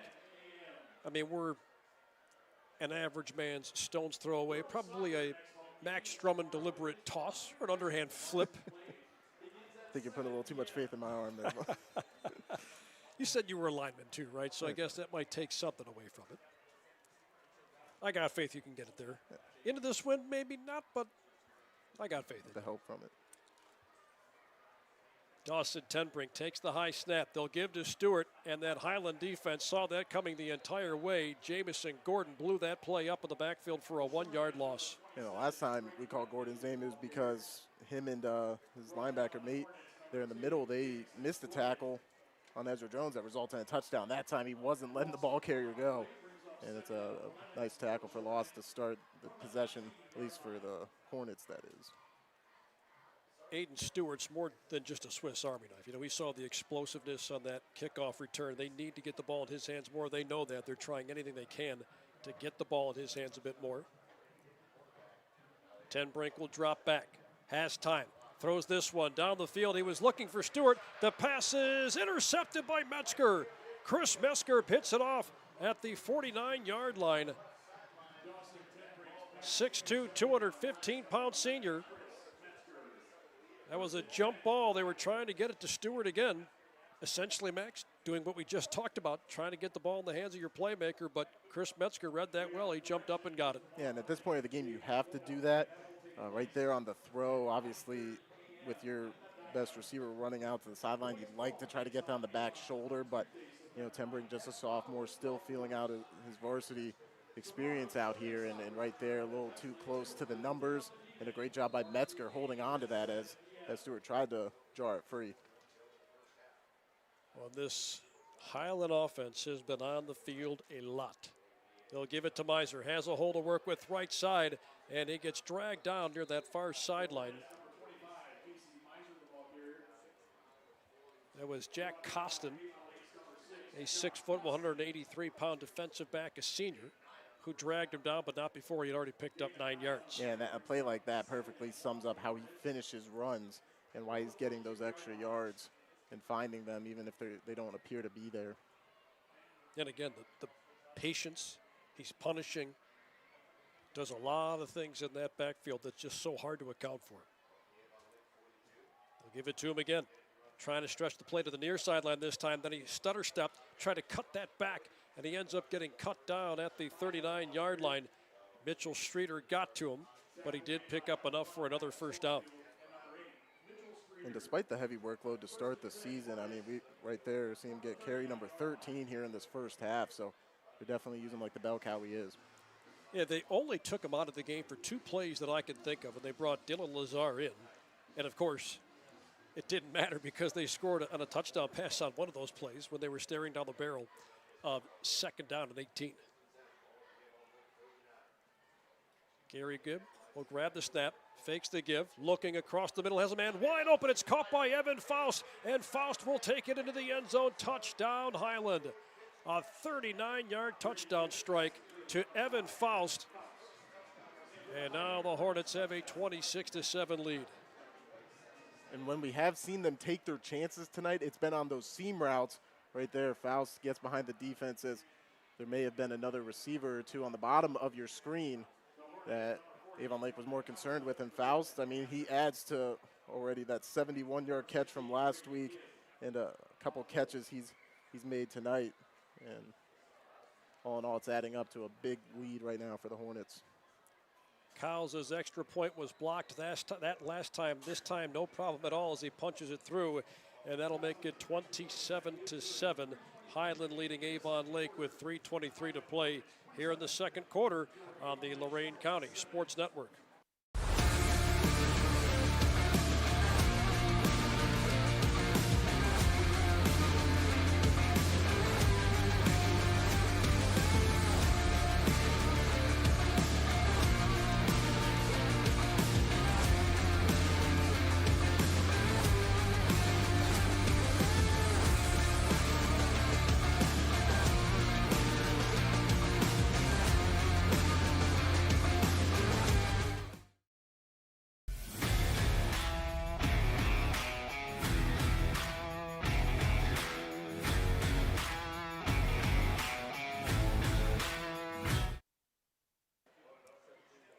Grady Gibb responsible for 3 of Highland's 4 touchdowns in this game. He's got 2 touchdown passes and a touchdown rush. Moments ago, he found Evan Faust at a 38-yard touchdown pass to make it 27-7 Highland over Avon Lake with 3:23 left in the second quarter. Kauza will kick this one away into the wind, and that one will sail into the back of the end zone, another touchback. Yeah, Gibb is certainly making an early case for our Zabo Apparel Company player of the game, and it's just with a lot of using his legs, extending plays, and just really directing this offense in one of the most efficient outputs we've seen here on the Lorain County Sports Network this season. Yeah, hard not to like what he has done so far. His backfield mate, we kind of thought might be the early front runner for that award, but again, there's still some game to be played here. We're not quite halfway through it. Summerfield goes in motion, and they'll give this one straight up the middle to Jones. He's got room to work with, and he gets corralled. Lost the ball at the end of the play, but the official pointed down to the turf immediately. They rule him down at the 27 after a pickup of 7 yards. And definitely cut it close. I mean, coming up from his linebacker spot, Faust, too, go figure, had the touchdown, and then right there almost made another huge play. But, you know, and just going back to that play call there to focus in on it, they didn't want to go from the run game at all. I mean, when you have a young quarterback like this and Jones, who's run pretty effectively this year, even down 20, you still got to find ways to get him involved. He's got their only touchdown to this point. They'll give it to him again. Nowhere for him to go. He is hammered in the backfield by Dan Miller. Senior defensive end, 6'2", 215. He blew that play up in the backfield. And Avon Lake having a hard time getting it to sync offensively. And the Highland Hornets will call for time here, trying to preserve the final 2.5 minutes left on this second quarter clock, looking for one more shot here perhaps, because Avon Lake coming out of the timeout We'll be looking at 3rd down and 5. Yeah, and I mean, you could see how aggressively Coach Mike Gibbons was calling for that timeout to get the officials' attention. I mean, the way that they've been moving up and down the field, it feels like you could give the ball back to them under 30 seconds to go, and they still might find a way. And with that kicking game that we've talked about and alluded to, they see the potential for more points here before the end of the half. Coming up at the half, we have the Jeff Allison of Health Markets Insurance halftime show. We'll give you a scoring recap of the first half. We'll take a look at some halftime stats. We'll rate the dog and work in some scores from in and around the area as well. Coming out of that Highland timeout, 3rd down and 5 for Avon Lake at their own 25-yard line. Dawson Tenbrink will have 4 receivers at his disposal. Highland rushing 4. Pass goes right side. The pass is caught at the 30-yard line. Jacob Ness takes it on the near sideline. He takes a big shot at the end of the play. Driven out at the 45-yard line, but a big completion to the senior, James Ness. You see on the replay there, great job using his hands and then fighting for whatever yards he could get. Instead of just playing conservatively to end the half here, he's trying to help them move into a position, possibly get into some scoring range, and they desperately needed that at this point. The coverage was pretty darn good. Just made a real nice catch and a good, confident throw by Dawson Tenbrink. They'll come out of the huddle. Clock stopped at 2:27. 1st down and 10 for the Shoremen at their own 45-yard line. They'll send a man in motion. It's Jones. Lines up in a wing on the left side. It's a keeper. Tenbrink trying to dance away. Lost the ball. It's on the turf right around the 43-yard line. Highland says that they've got it. No official word just yet. And now they do say it is Highland football. That is a really tough turnover to take at the 43-yard line. And Tenbrink, I think, saw there really wasn't much room for him to operate there, and he lost that ball. Almost looked like as he was trying to make a cut, the ball just got knocked out of his hands. Yeah, the pressure came from the back side of the play. He's trying to run off tackle to the left. Dan Miller squeezes down the line, and it looked like he was the one that was able to punch that out and recover it. So big play off the edge, and that's his 2nd fumble recovery on the season for the Hornets. Turnovers have been a real big bugaboo for Avon Lake. It plagued them a couple of weeks ago on the loss against Strongsville. Didn't do them any favors last week on the road in their loss against Lake Catholic. Hornets have it at the 43 of Avon Lake. Gibb will grab the snap. They give to Miser. Miser this time gets stood up after a 2-yard pickup. He gets to about the 43. Certainly just a play to start the drive out, feel out where this Avon Lake defense is. And they've got plenty of time to work with how explosive this offense has shown they can be. Keep in mind, they're kicking into the wind. And we've heard a lot of great things about their kicker, Jonah Kauza. No field goals attempted that we saw on the stat sheet coming in. He was perfect on his extra points. Grady Gibb will grab the snap. Play action fake. Pressure coming. Steps up. Throws this one down the field. Got a man wide open. It's Lucas Skirting at the 25-yard line. Tries to dance away from a few Shoremen defenders before he's knocked out of bounds near the 26. And we know how effective he can be as a playmaker right there. His coaches may have once seen it just get down or get out of bounds quicker. And we have an injured player on the field for Highland back around the 44-yard line. Well, one of their linemen down on the field, and we mentioned coming up at the half, we've got the Jeff Allison of Health Markets Insurance halftime show. We'll take a look at some scores from across the area. We'll get you a first half scoring update. We'll also take a look at some stats. And we want to remind all of you who are watching this one to tune in to our postgame show. John Guzik, Paul Williams will have you covered. They will talk to all of the winning coaches and players from the action tonight on WOBL and WDLW. They'll have the Facebook live stream up as well, so you can get a live look inside the studio. Johnny G, David Q will both be a part of the action as well, so make sure you tune into that. Last week, had a chance to listen to Goose for a good chunk of my ride back home. We were way down in Sullivan yesterday. Almost rear-ended a horse and buggy on my way back home, so I was able to enjoy the velvety baritones of John Guzik and Paul Williams to take me on that ride back. Yeah, do a great job keeping us company wherever we're driving back from across the county, or in some cases even out of the county, as our other crew was out in Lodi last week, as they made a road trip as well. So we got our miles in so far. Wyatt Sitz, the left guard, was injured on that last play. He ran off to the far sideline under his own power. Good to see that he's okay. Back to the action. It's first down and 10 at the Shoremen 26 for Highland. Inside of 90 seconds to go on this second quarter clock. Grady Gibb will grab the snap. They'll give to Miser. Miser, right side, has room, stiff arms the defender, gets inside the 20, and he's taken down at the 15-yard line. He picks up close to 11 for another first down. And that shows the trust they have in their senior backfield there with Gibb as well as Misers. Even in these situations, they're comfortable running the ball, and now we'll see him move with some giddy up here out of the huddle. They bring in Dylan Lazar as the tailback here. Snap taken by Gibb. They'll give to Lazar. Lazar trying to get across the edge right side, and he's taken down outside the numbers. He went to the turf near the 12. And now they're under that minute mark to go, so got to imagine they'll open up some of the play calling down the field here and give themselves a few chances through the air. They've had plenty of success through the air tonight. Again, a pretty nice balanced attack. Send a man in motion. It's Girding. Gibb looking, lobs it right side. Lazar wide open to the front of the end zone for a touchdown. A 12-yard touchdown pass to Dylan Lazar from Grady Gibb, and that'll make it 33-7 Highland with 31 seconds to go in the second. Yeah, and you're going to see him slip out on a wheel route there to the boundary side of the field, and nobody for Avon Lake picks him up or is able to diagnose it. It was just too late, as they've been running a lot of man tonight, and a route like that will pick that apart almost every time.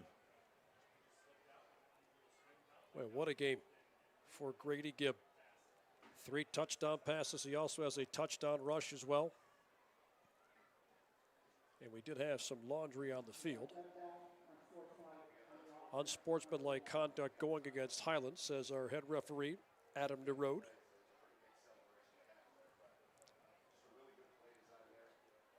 And the officials are looking at Avon Lake head coach Matt Kostelnik. And I believe they're going to assess that on the kickoff. They'll assess it on the kickoff, and you kind of figured that would be the case, because if you don't, it's just going to go through the back of the end zone with those winds that are blowing to our left here. Yeah, and in this way, you give your talented return man Stewart a chance, probably, as they won't be able to kick it out of the end zone. I don't think. Maybe they'll shock us. Jonah Kausa says, I'll have something to say about that. Trying to punch an extra point through. He's able to do just that. And that makes it 34-7. Highland leading Avon Lake. Again, we'll keep this one here because we only have 31 seconds and change before we get to the half. But you're right. That brings something into the equation here that just hasn't been there since the first kickoff, for Aiden Stewart set up Avon Lake with terrific field position, and that set up their only scoring drive so far tonight. And that's where we saw them in their comfort zone, really able to call whatever they like. Now, obviously, this close to halftime, you won't be able to use Ezra Jones in that running game as much as we know they would like, but it would at least, making that field look just a bit shorter for your young quarterback, go a long way in helping him here on this potentially final drive before the half. This second quarter has belonged to the Highland Hornets. It was a 14-7 lead for them at the end of one, and they have scored 3 touchdowns since, capitalizing on 2 big turnovers, an interception from Chris Metzger, and the fumble that was recovered, setting up their last scoring drive by Dan Miller. The big fella had that play, and he also blew up a play in the backfield 2 or 3 plays before that. Kausa will have to kick this from his own 25-yard line. Be anxious to see what he does with this if he squibs one. But, I mean, look, the deepest guy back there is Aiden Stewart. He's got his heels at his own 12-yard line. That's right around where we saw him catch the first one, the 10-yard line. There we go. See what they got. Kausa will race forward and kick it away. High end over end. Stewart will come up to retrieve it at about the 12-yard line. He's past the 20, makes his way toward the near sideline. He's undercut near the 35, falls to the turf near the 37-yard line. Nick Dobkowski got to him. And with 26 seconds left, you wonder how creative they might get. Yeah, it's a delicate balance here, because obviously you want to do whatever you can to get back in this game. with any time you're on offense. But with just a sophomore at quarterback, you're already in a hole as you get the ball to start the second half. You may just try to sit on the time here and take it to the half and try to make some adjustments. But it'll come down to how much they trust Tenbrink to operate the offense here. Nobody with them in the backfield. This drive begins at their own 36-yard line. He'll drop back. Highland rushing forward. Tenbrink throws this one across the middle. He's got Stewart open inside the Highland 40-yard line. Gang tackled near the 37. They whistled that play dead as there were about 4 or 5 Highland Hornets grabbing hold of him. He spun away from the pile at the end of the play. And while that was going on, Avon Lake head coach Matt Kostelnik was getting in the ear of the official on the near sideline, calling for timeout, knowing that precious seconds were coming off the clock. Yeah, even if the Hornets defense and their defenders couldn't get the ball out, they were at least going to keep him on his feet as long as they could. Heads-up play there, but even smarter move from the Shoremen head coach. Well, because now you've got at least 1, maybe 2 more cracks at this. And even if you don't get into the end zone, Avon Lake does have 1 timeout left. So maybe you give yourself a chance. I'm not even sure an attempt to field goal with the wind doing what it's doing, blowing right in your face here. Yeah, that definitely has to factor into what you're calling. Right there, though, on the deep ball, Tenbrink had no problem getting it on a rope through the air to Stewart. So got to believe Highland's going to be focusing in on him and who could step up in this situation and maybe get open for him or find a way to move the ball here. 34-7 Highland. 18 seconds and change left on this second quarter clock. 1st and 10 at the 38 of Highland. Tenbrink will drop back. Late pressure coming from Highland. Tenbrink throws left side. Had a man wide open. He was looking for Ness, who was open inside the 30-yard line, but he threw it behind him. And you had to think that he threw that a little bit earlier than he would have liked because of Evan Faust, who was applying the pressure. Yeah, and you spotted that a few seconds before Faust even got there as the hit there coming in. I mean, that's a tough one to take. And we've seen him stand in there plenty of times, but just a few seconds off there on the timing with his intended receiver. Now, if he catches that, it's not like he's got tons of green in front of him either. Maybe he's got a first down. He gets inside the 30, but there's still some work to be done. 4 seconds came off the clock on that play. Pressure coming again. This time it's coming from Gordon. The pass goes left side, nearly intercepted. A sliding attempt was made. It was Dylan Lazar who almost came away with that interception. And 4 seconds came off the clock again. Now they're staring down the barrel of 3rd down and 10. And you're finding yourself in no man's land here, especially as it pertains to the play calling. But the Hornets tried that same blitz again. And once again, I don't think Avon Lake diagnosed it or didn't get anybody to slide over. So they may have to try to leave Jones in here to help out Tenbrink in the protection. Showing pressure again. Now the linebackers back off. High snap. Tenbrink facing pressure again. Rolls out near side right, looking down the field, and he gets hit and knocked out of bounds. It's Faust again, a name we've called a ton tonight. He went out with 4.2 seconds left on the second quarter clock, and that sets up 4th down and long. And you may have liked to have rather seen him go down inbounds, but either way, I like him tucking it there. As Aiden Stewart was, it appeared at first he may have been breaking open down that right hash, but really it would have been a tight window to throw in, triple coverage, so he retains possession and gives themselves a chance for a Hail Mary now.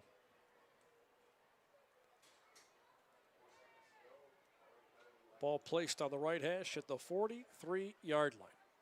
Jones is in the backfield as the tailback. We've got whistles. Timeout called by Mike Gibbons, the head coach of the Highland Hornets. The snap was sent back, but timeout was called long before that as the official on the far side heard it, blew his whistle, signaled it, but they sent the snap back anyways. Again, we'll go ahead and keep this right here because we have just about 4 seconds left before we get to halftime. And lots of great games going on in the area. On our other Lorain County Sports matchup contest tonight, Avon and Glenville. Always a blast. You and I called that one last year in the pouring down rain. Yeah, imagine the offensive playbooks play calling a little more favorable and open compared to what they were last year. Even though you had the golden helmet winner at quarterback, there still wasn't a whole lot to be happening on the offensive side of the ball. A lot of talent in that game last year, and you're right, some of it was marginalized because of the weather. I picked up my kid earlier today from the Early Learning Center, of course, which is where the football stadium is. It's around 3:30. There were already people parking on the grass. So you know that'll be a busy one tonight. Yeah, good luck to that crew getting out of there, but in a timely manner. Here comes this 4th down scenario again. 10 Brinkle drop back. Highland rushing 3. Pass goes down the middle. The pass falls incomplete. He was looking for Aiden Stewart, but there were a lot of Highland jerseys in and around the area, and that will bring us to the end of the second quarter. 34-7 is our count at the end of 2 quarters of play. Highland in clear control of this one. We shall see what the second half has in store here at Avon Lakes Memorial Stadium. We'll take a timeout and come back here in just a couple of moments, and we will launch right into our Jeff Allison of Health Markets Insurance halftime show. Insurance questions? Call Jeff Allison of Health Markets Insurance in Amherst. Again, your score halfway through this one, it's Highland 34, Avon Lake 7 on our Legacy Home Finance Game of the Week on the Lorain County Sports Network.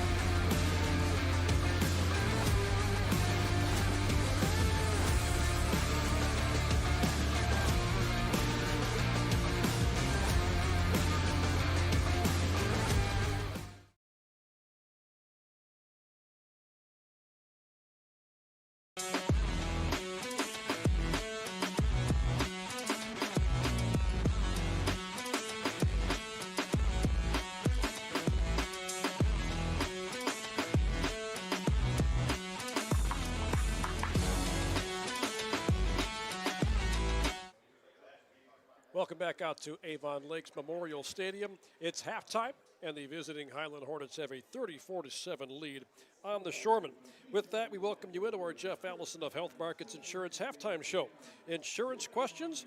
Call Jeff Allison of Health Markets Insurance in Amherst. Lorain County's 4 horsemen have made our way up all 81 flights of stairs to the top of the press box. Andy Bolbarch joined alongside Max Drummond, Edwin Vereen, and Sam Sovacool. We'll get to a scoring recap here in just a second, but Max, just your thoughts on what you saw here in the first half. The loss of Max Riley, obviously a lot to overcome, and for Avon Lake offensively as a result of that and many other things that just haven't been able to get on track. Yeah, you can tell it's really affected the Shoremen and what their typical game plan is on offense. I mean, that goes from a certified, you got your blindside protected for the entire game, and the run game can kind of run through that side. So they've had to adjust on that end, and since their first drive, we haven't seen them move the ball with too much success. And as for Highland, it's one thing when you look at the stats on paper coming into this game and some of the accolades that their players have, but it's a whole other thing seeing it live on the field. And that's why they're consistently near the end of the playoff bracket in Division II every year. Well, these are usually 2 perennial players in that loaded Division II Region 6. For a lot of divisions, cutting back 4 teams, no big deal. It will be a big deal in that division, in that region, no doubt about that. All right, let's take a look at how the scoring was done here tonight. The very first drive of the game, Highland went 80 yards on 12 plays, and Casey Miser punched it in from 2 yards out to make it 7-0 Highland. A terrific kickoff from Aiden Stewart set up Avon Lake's only scoring drive in this game. At the very end of it, an 11-yard touchdown rush from Ezra Jones to tie this up at 7 apiece with 3:18 left in the first quarter. But Highland's very next drive, very much like their first one, they went 80 yards and they scored on a 36-yard touchdown pass from Grady Gibb to Lucas Skirting. They were up 14-7, and then Avon Lake on the Highland side of the 50 caught a little bit of fire, but they ran out of steam. They turned the ball over on downs, giving it back to Highland at their own 40-yard line, and Highland converted on a big third down conversion. They've been perfect on third down so far tonight, but a big quarterback scramble from Grady Gibb kept that drive alive, and then later on in the drive, a 9-yard touchdown rush for him, his first of 4 touchdowns, or I should say his second of 4 touchdowns in the opening half, made it 20-7 after the blocked extra point. And then Chris Metzger picked off a pass. That set up a 38-yard TD pass from Gibb to Evan Faust, make it 27-7. Highland then recovered a fumble 3 plays later, and about 5 plays after that, Gibb threw another touchdown pass, this one to Dylan Lazar from 12 yards out to make it 34-7 Hornets at the break. Now that you know how the teams have scored in this one, let's take a look at our first half stats. And those are brought to you every week by Al Januzzi CPA, because it's all about those numbers, and those numbers and stats all favor Highland right now. On the ground, they've had a couple different guys. Obviously, Miser leads the way, but as a unit, 166 yards at nearly 7 yards a pop. And, the passing game, it's as efficient as it was coming into the game, 11 of 12, 165 yards, and 3 passing scores for Grady Gibb, as he has been in command of this offense. And then over for the Shoremen, they found most of their success when they've gone to the air. Obviously, right there before the half, we saw a lot of passes as they were trying to beat the clock. 7 of 10, 96 yards for Tim Brink so far. And his leading receiver, no surprise, has been Aiden Stewart, who's got 40 yards so far tonight. On the ground, they're averaging under half a yard per carry. So down the score that they are right now, 34-7, it doesn't exactly mean they're going to lean on that much at all in the second half, but for moving forward in the conference play, you definitely want to maybe gain some confidence, find some run concepts that work for you in right now what is a makeshift offensive line. And of course, both of these teams will begin conference play next week.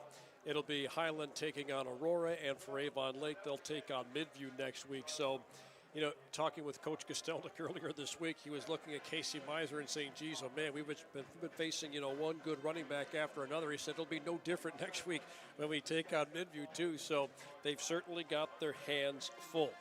All right, let's take a look at some scores from across the area. And again, we remind you to tune into the postgame show. John Guzik and Paul Williams will have you covered on the radio on WDLW and WOBO. They also have that Facebook live stream going as well, so make sure you check that out when we're done. Sandusky leads Lorain 13-7. Black River and Smithville, no score. Midview up 20-7 on Elyria Catholic. UNI will be at EC next week when they take on Vermilion. Glenville trailing Avon 13-6. Margaretta having some fun at the expense of the Brookside Cardinals. They lead 41-0 over Brookside. Youngstown East up 14-0 on Clearview. Columbia having some fun at the expense of Northwestern. We saw Northwestern last week. Unfortunately, their luck hasn't changed much. They trail Columbia 21-0. Amherst all over North Olmsted 28-0. Same score between Brunswick and Elyria. That game of the second quarter. North Ridgeville leads North Royalton 7-0. Keystone was up 14-0 on Crestview, and then Crestview ran off 3 straight touchdowns to lead 21-14. Same score between Olmsted Falls and Strongsville. Old Falls with that touchdown advantage on Strongsville. Toledo Woodward trailing Oberlin. Boy, how about the Phoenix pulling off a big win last week? Yeah, that's just pure excitement for that program, and especially those kids, those seniors. They've worked so hard to try to kind of bring that culture back with Coach Kenny Washington, and they're on their way at the moment, so good for them. Beat Brooklyn last week, and they lead Toledo Woodward 7-6. Wellington leads Plymouth 15-6, and of course, right here at Avon Lake, the Shoremen in their home opener on the wrong side of a 34-7 score. All right, we'll take one more timeout here on our Jeff Allison of Health Markets Insurance halftime show. When we come back, we have to rate the dog. My favorite segment of the broadcast by far. Great stuff. About 5.5 minutes left before we get back to this action on the field in the second half. 34-7. Highland on top of Avon Lake on our Legacy Home Finance Game of the Week. It's on the Lorain County Sports Network.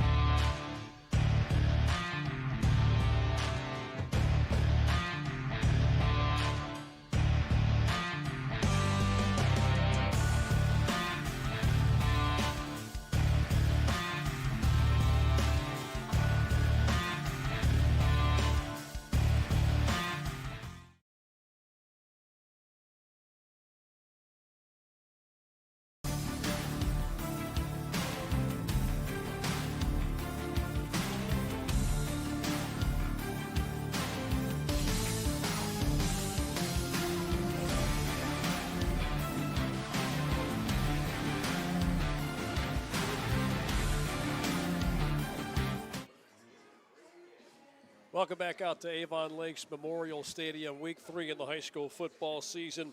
It's our Legacy Home Finance game of the week. Your local, reliable, trusted lender is Legacy Home Finance. Andy Bolbarch on the call with Max Drummond. Our director is Edwin Vereen. Our cameraman is Sam Sovacool. We need to rate the dog.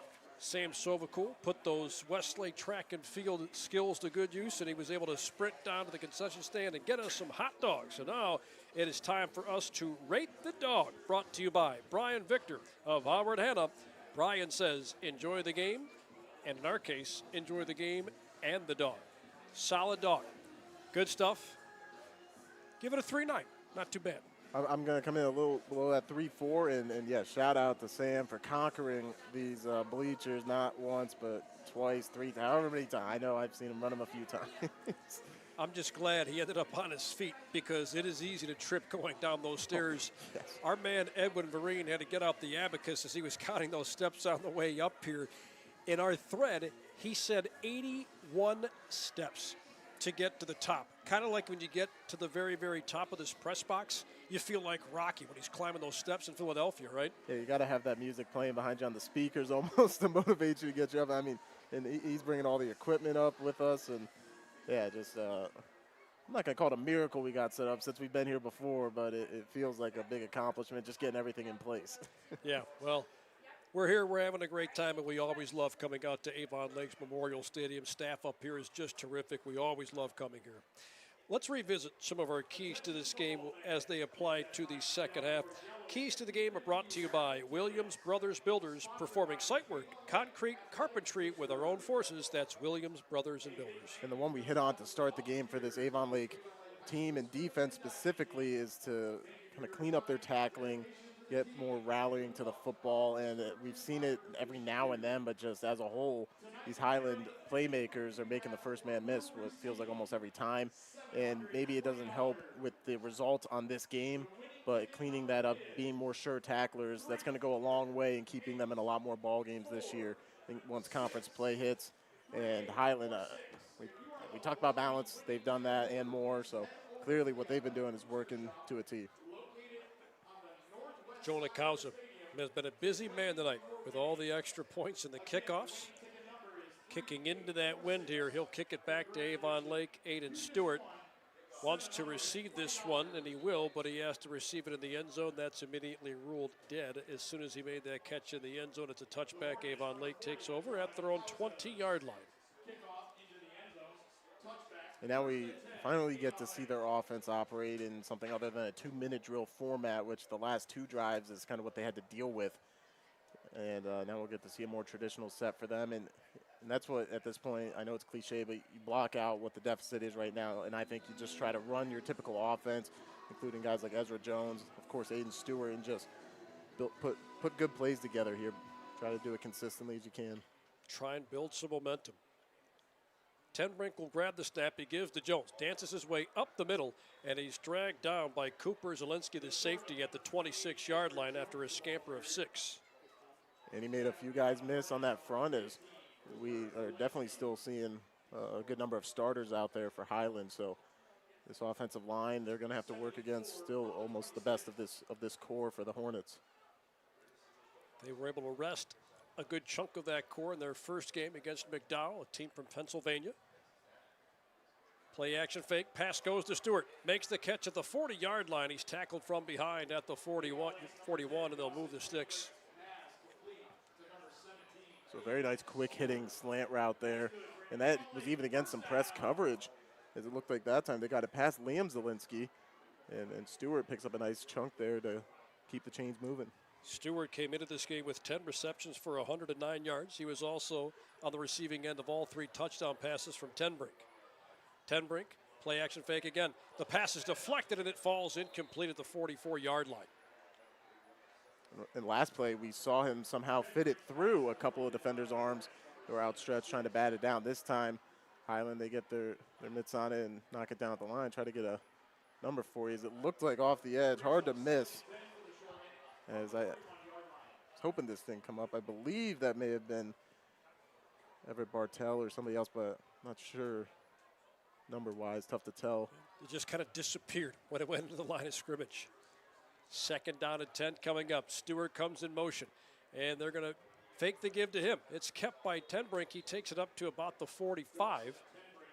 So he'll pick up 4 yards on that, setting up 3rd down and 6.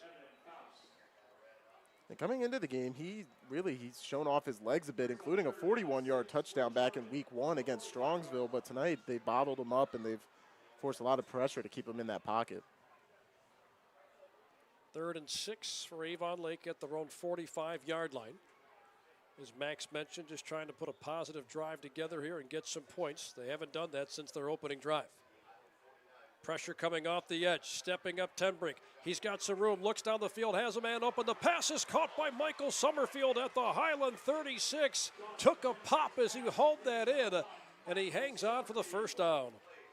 Great job extending the play that time. Free rusher in his face right away was Josh Messina, and that's a big fella to try to get away from on the move. And an even better catch there by Summerfield, hanging on through the tough contact. They pick up a big 1st down. They get to the line quickly. Tenbrink wants the snap. He gets it. It'll be a keeper. Tenbrink, bottled initially, finds room on the outside, and he's able to push his way up to the 30-yard line. Somehow got 6 yards out of that when it looked like he was going to be taken down for a loss.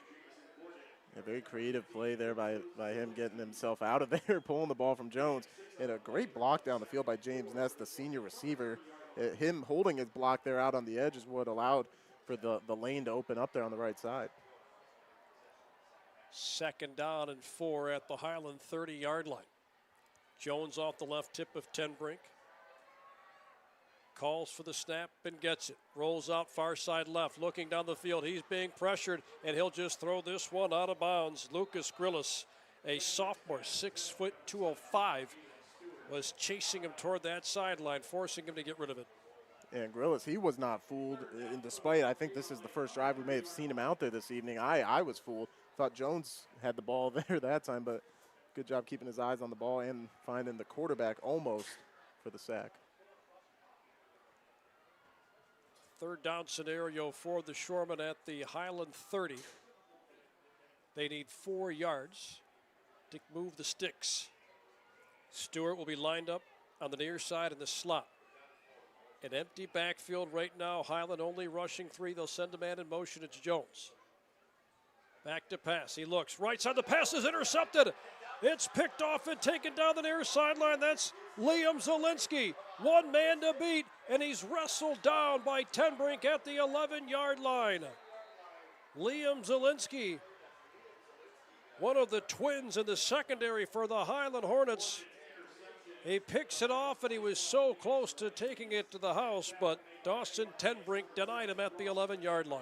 So right there, the ball came out a tad late, and that's even a stretch because he got it out pretty quickly there. Ness sets up right at the 1st down marker, and Zielinski, because of where he lined up at the start of that play, he didn't have as much ground to make up coming back to the ball, and he read it beautifully, almost takes it back to the house. Turnovers had been devastating for Avon Lake the first couple of weeks, and they've been devastating again here tonight. That is the 3rd time they've turned it over. 2 interceptions for Highland. They also had that fumble recovery.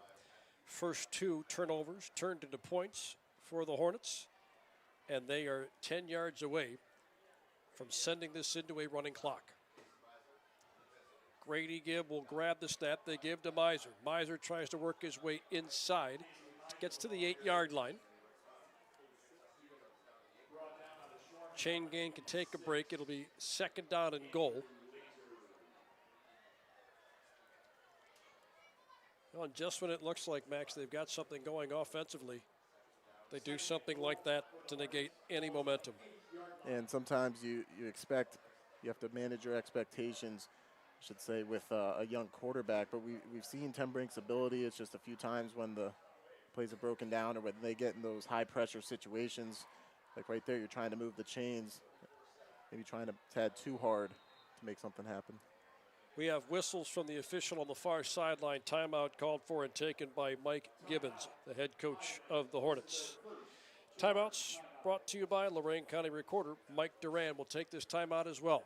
8:17 to play 3rd quarter. Highland 34, Avon Lake 7 on the Lorain County Sports Network.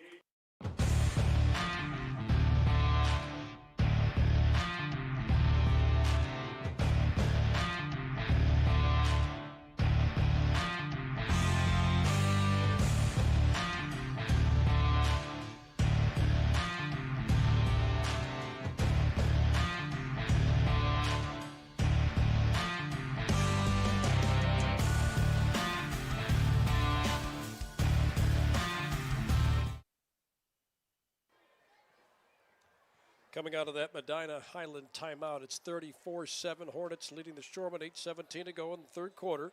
They've got the ball second down and goal at the 8-yard line. Grady Gibb is at a huge game so far. He's got two men in the backfield with him. They'll give this one to Miser, trying to stretch it to the far side. He's dropped in the backfield. It was Samuel Huffman who brought him down. He had a little bit of help on the play, and that'll be a loss of about 8 yards. Yeah, the senior middle linebacker there, great job getting from point A to point B faster than Miser. We haven't been able to say that often tonight. Just a great play there to force third down and goal from outside the well outside the 10. Third and goal at the 16. Well, they've converted on third down every time tonight. And this Avon Lake defense has put them in a difficult position here. If they're going to convert on third down, they have to get into the end zone.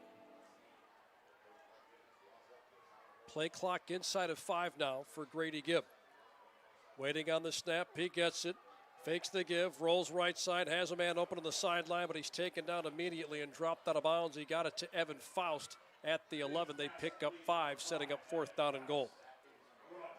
They've called his name at least 1 or 2 other times. Christopher Golding finishing off that play, so a nice job there by the freshman and preventing what could have been a touchdown if he doesn't make that tackle. Golding is a kid that Coach Kostelnik singled out in our conversation a couple of days ago. He said he thinks that he's really got the opportunity to be one of Avon Lake's next real good athletes. And he's got the measurables for it alone at 6'2", 175. Wow. Kauza lines up for the field goal. It's on the way, and he missed it. He missed it to the right. That was a little wide to the right. So that would have been about a 28-yard field goal, but he missed it. And that's a real big win for this Avon Lake defense. Yeah, in pregame on the opposite side of the field, we saw him hitting field goals chip shot further than that from the hashes. So surprising miss there, but we've seen some pressure applied by the Shoremen on the PAT units tonight. So nice positive boost here that they can try to carry over to the offensive side of the ball. Well, if he hits that, the running clock comes into play, but he misses it, so it stays out for the time being. And here's the Avon Lake offense back on the field. A pretty positive drive until the interception from Liam Zielinski. And then a touchdown-saving tackle was made by Dawson Tenbrink. Ezra Jones comes racing onto the field from the sideline. Tenbrink will pull a high snap down. He'll keep it after faking the give to Jones. Works his way along the hash left side. He's tackled at the 27-yard line. Some nifty moves from Dawson Tenbrink to pick up 7 yards. Yeah, and it looked like the Hornet defenders may have had an angle on him. Looked like that time Cooper Zielinski was getting close to the line of scrimmage, but somehow was able to knife his way through for a nice pickup there on first down and 10. Talking with Coach Mike Gibbons, he had talked about Avon Lake. He said, look, when I was playing high school football, late 90s, early 2000s, Avon Lake was like the measuring stick. Everybody wanted to be Avon Lake. The give will go to Jones left side, but he stood up at the 27. Nowhere for him to go. He said, look, it's the program prestige. We preach to our guys all the time. You know, for the longest time, this is a program we wanted ours to look like. And he said, anytime you go into that place, you have to understand that. Going in, it's going to be tough to play there, but they handled that with no problem in the first half. And you know they're still always going to turn out talent. They're going to have guys who individually can break a game open. And tonight, the Hornets, they've done a good job limiting them and continue to show where their program is at. Our head referee, Adam DeRode, came up and wanted to get the play clock to 25. That's where it was. Now they begin to wind it. Third down and 3. Back to pass. Tenbrink looks left side. Has a man open along the far sideline, and that'll be enough for a first down. He got that to Christopher Golding. Look, we had just gotten done talking about him, and I think it's important to note that they're going to continue to go his direction, and that's a freshman. Like you said, he's got the measurables, ran a real nice route, found himself open. Yeah, just a good job being patient, letting it develop and not trying to hit him too quick on the route. So a nice connection there between Tenbrink and Golding. They'll give it to Jones right side, trying to turn the corner. However, he is corralled back at the 40-yard line. It was Nick Dobkowski, the safety, who came up to stop him. That'll be a loss of a yard, maybe two, depending on where they put this down, and they're going to put it right between the 40 and the 41. And whether you want to talk about Dobkowski, a couple of the linebackers, Gordon and Whitling in the area as well, going east to west on this Highland defense, it's proven to be very difficult. We've really only seen success down those seams and maybe on the outside by the sideline, and that's if there isn't a Highland Hornet in the receiver's hip pocket. 2nd and 11, inside of 5 minutes left in the third quarter. They'll give to Jones, room to run, up the middle, gets past the 50-yard line. He's tackled from behind at the 48. That'll be close. The official on the far side had him down at the 49. The official on the near side says the 48. Nose of the ball right at the 48 of Highland. That's going to be close. And they're going to give him the first down. Plays like that just allow Ezra Jones to play behind his pads and to deliver some nice lowered shoulders at the defenders, and he uses it to just barely, by a whisker, get that first down. Nobody in the backfield with Tenbrink. He'll run it. Takes it off the left edge. Now he works his way inside, and he's tackled at the 35 of Highland. 13-yard gain. And this Avon Lake offense moving the ball down the field again, as they did in their last drive before the interception. And it seems like that's going to be a key, especially if you have to have a reformed offensive line in there with a few different pieces than you're used to.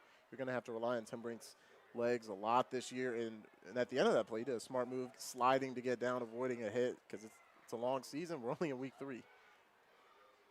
Jones 2 yards behind him in the backfield for Avon Lake. They'll fake, they give to Jones. Pass goes right side, and the pass falls incomplete. He was looking for Summerfield, and Liam Zielinski came up to blow that play up.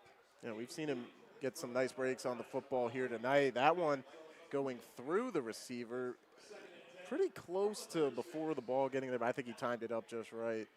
As we have a nice monitor here that Edwin's working on, and we get some of the best looks thanks to Sam on that. Best in the business, man, no doubt about that. Our man Edwin Vereen getting us a good look at those replays and keeping us honest up here. It's a full-time job. 2nd down and 10 coming up for the Shoremen. Back to pass. The pass is knocked away at the line of scrimmage, incomplete. And initially it looked like it was Josh Messina, the senior, who got his paws on that one. We've talked about him a few times on offense, and he's a mauler up there on that O-line. A few more times on defense, as he's not traditionally a starter, really just a rotational guy, but he's made a big impact on the line of scrimmage on both sides tonight. There is a flag toward the far sideline at about the 38. Let's see what this is all about. They're going to wave it off.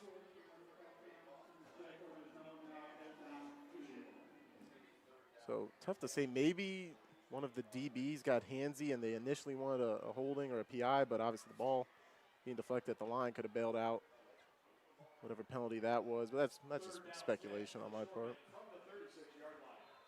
Looking at 3rd down and 10 here at the Highland 36, where this game is right now. I think it's safe to say this is 4-down territory. Tenbrink will drop back. Highland rushing 4. He's got to step up and run. He's got room past the 30-yard line. He's tackled and lost the ball at the end of the play, but it went out of bounds.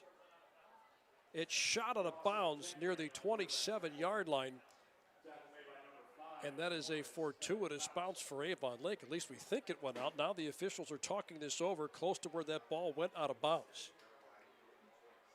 Yeah, it looks like it went out a yard or two ahead, so maybe they'll bring it back to where he was brought down. But putting his body on the line and going up against Faust, a guy we know that's been all over the field on defense tonight, a brutal hit, but he may set them up here to move the chains. Definitely a lot more advantageous than if he just threw that one away. Spot the ball at the 28-yard line, and the clock continues to run. 34-7 Highland. Just under 3.5 minutes to go in this third quarter. Avon Lake marching down the field, looking for their second trip to pay dirt tonight. Aiden Stewart goes in motion to the left, now back near side of the right. They'll pass it to Stewart, makes the catch out in the flat, works his way up to about the 25-yard line. Cooper Zielinski hung on to him and dragged him down after he picked up a few yards, and he got just enough for a first down.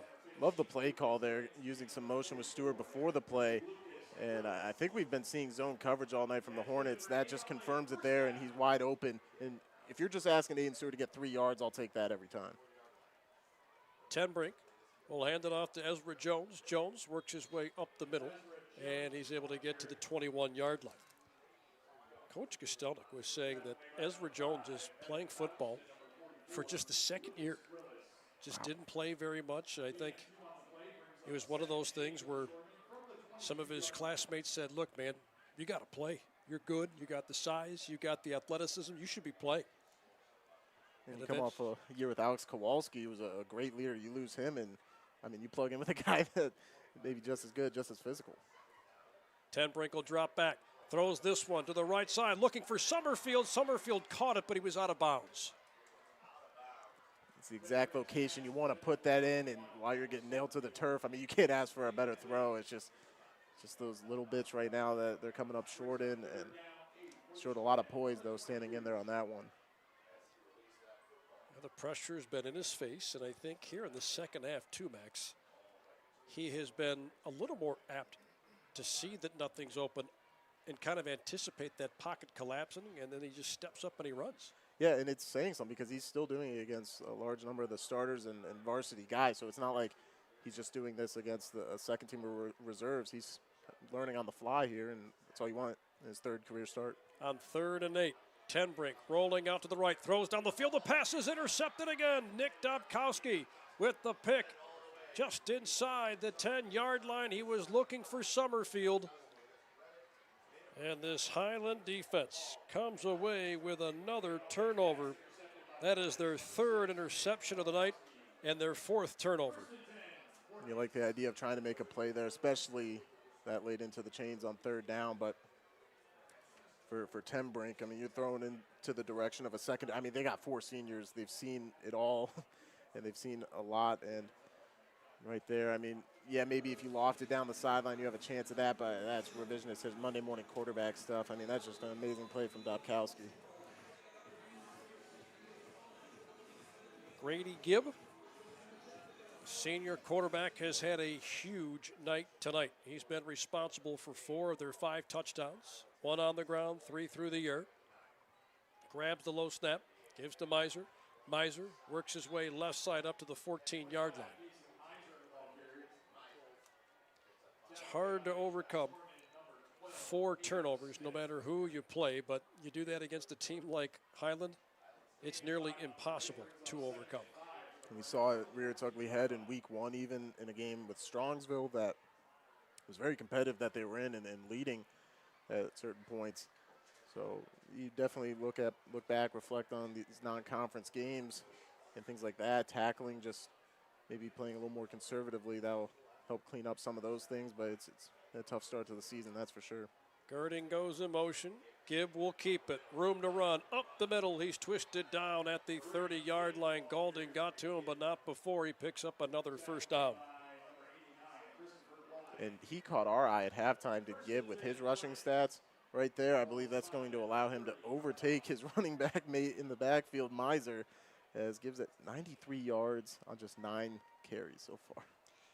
I don't anticipate that it'll be a very difficult decision when it comes to picking out our Zabo Apparel Company player of the game. Yeah, I mean, he's filling the stat sheet, the highlight plays, the replays you're seeing. What a player. Yeah, he's been all over it. Girding in motion again. This time they'll give it to him.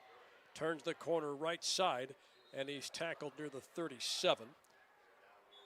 Caleb Smith at the end of that play. We've got a whistle, and that came right around the 50-yard line. Josh Messina was locked up with a couple of Shoremen. That's right around the area where you expect there will be a personal foul of some sort. Yeah, the whistle probably was blown. I mean, he was so far away from the play with that block that he may not have heard it. But, and, you know, a lot of these penalties we've seen from the offensive line, and maybe him specifically, have just been out of trying to make good plays and continue blocks.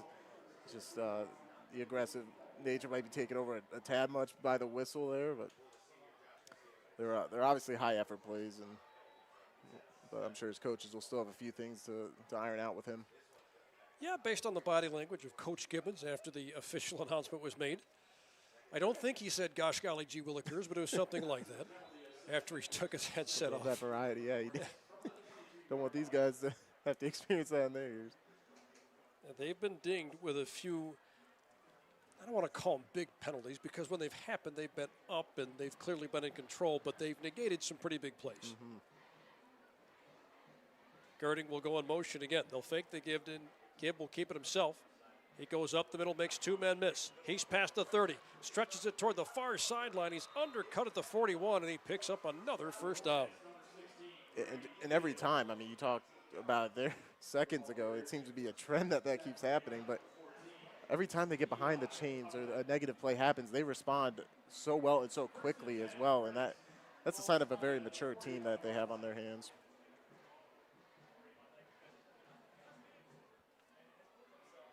Elijah Bullens, the cornerback, made the stop on that play, and that takes us to the end of the third quarter. Highland 34, Avon Lake 7 at the end of 3 on our Legacy Home Finance Game of the Week on the Lorain County Sports Network.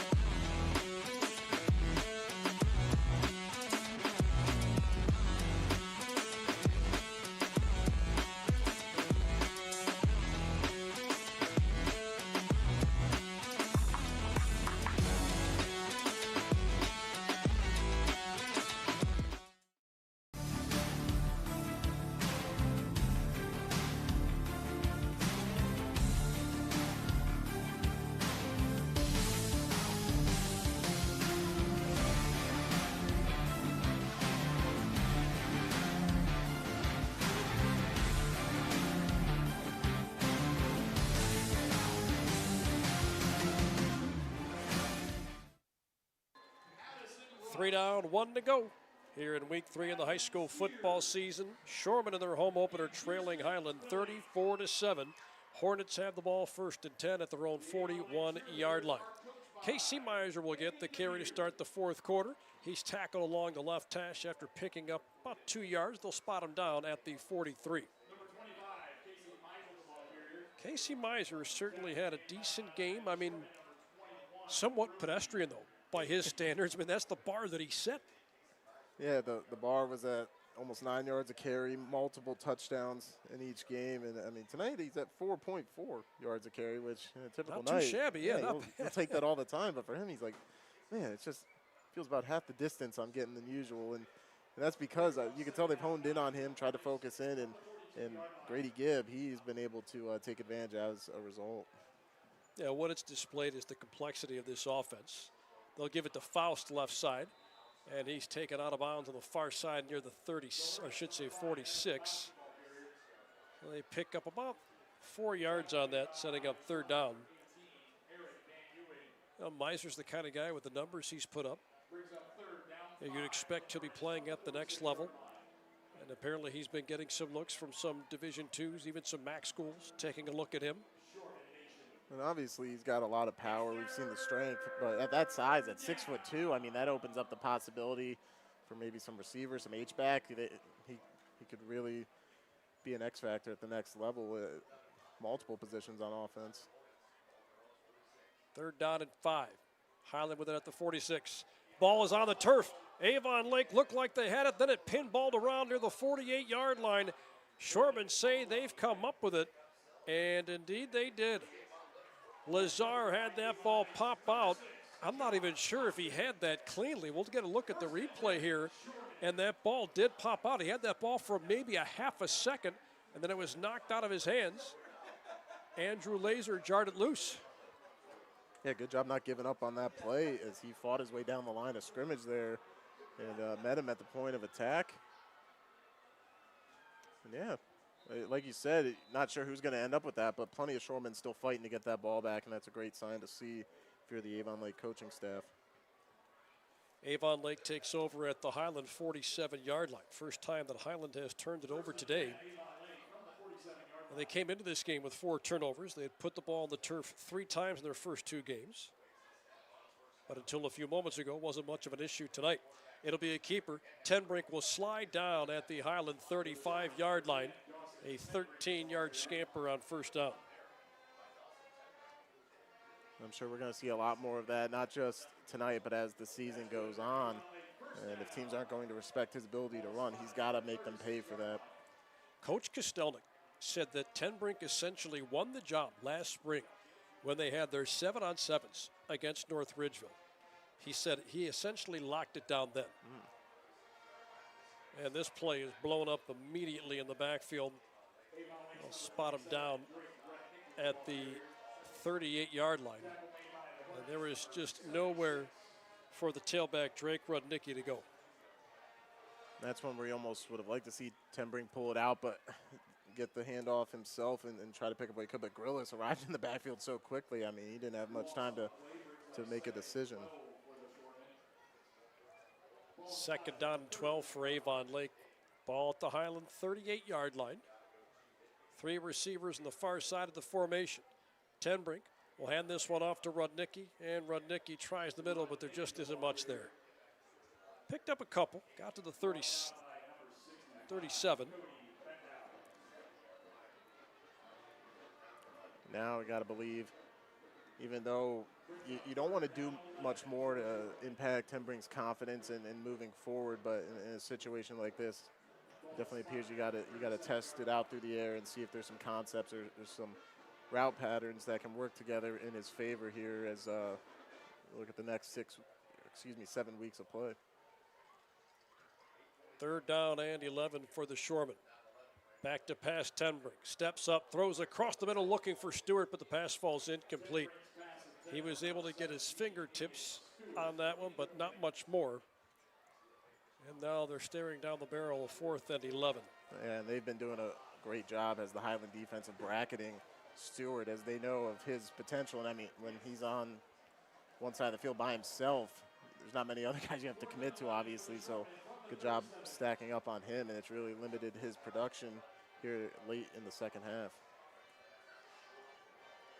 Avon Lake has been able to thwart that potential running clock all second half. Trying to get one more score on the board here. They're down 34-7.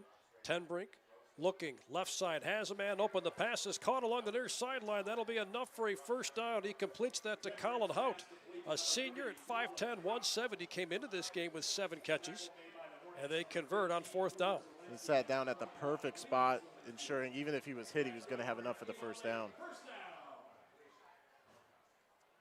They've been able to move the ball in the second half. Problem is, they've turned it over twice. Interceptions for Liam Zielinski and Nick Dobkowski for Highland have brought both those drives to a grinding halt. Rudnicki on the carry again. This time he takes it left side between the hashes and numbers to the 19-yard line. They'll give him the 18, and it ends up being a pickup of 5. And I don't know if I'm going crazy or not, but Lucas Grillis, this drive, every time there's been a run play, I swear he's been near it or a part of the tackle by the end of it. I mean, he's not even your typical starting linebacker for the Hornets, just a sophomore, but he's taking advantage of the snaps he's getting. Their defensive front four has been pretty impressive here tonight. Rudnicki will get the carry again, trying to dance to his right side, but he is tackled in the backfield. He was knocked down by Ryan Haney.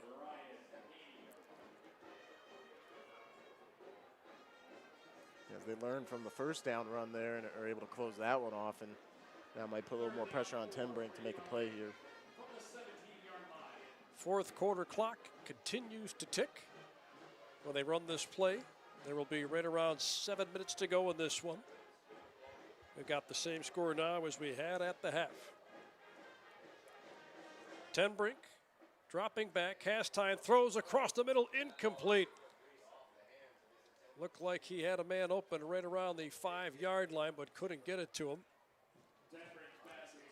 And he was trying to complete that to Jacob Perry. He took a pop at the end of the play by Jamison Gordon. He did. Callan Whitling was able to delay his break that time by Perry to try to get open, and it just led to the ball being a little out in front of him because, I'll give it to him, a good press and bump there by the defender.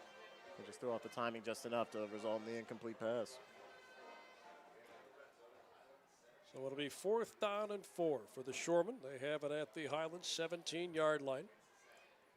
Dawson Tenbrink with a hard snap, counts some pressure coming, throws across the middle, and the pass is intercepted by Dobkowski in the middle of the end zone. And I think there was some miscommunication there because there were no Shoremen within 10 yards of that ball. Dobkowski has his second interception of the game. Yeah, looked like an option route there for Stewart. He ends up going for the corner route, and it looked like quarterback Tenbrink assumed it was going to be a post, and once he makes that cut to the outside, there's no going back on that play. That's 4 picks on the year for Dobkowski. And what stood out about him, obviously great talent and athlete at receiver, being 6'4" as a safety and still having all that speed. That's a dangerous combination in the back end. Haven't had to call his number much, if at all, offensively in this one. They'll send a man in motion far side to the left. They'll give it to that man in motion. He's tackled at the 21-yard line. Anthony DePompe. Junior, 5'8", buck 55, getting in on the action. 1-yard pickup.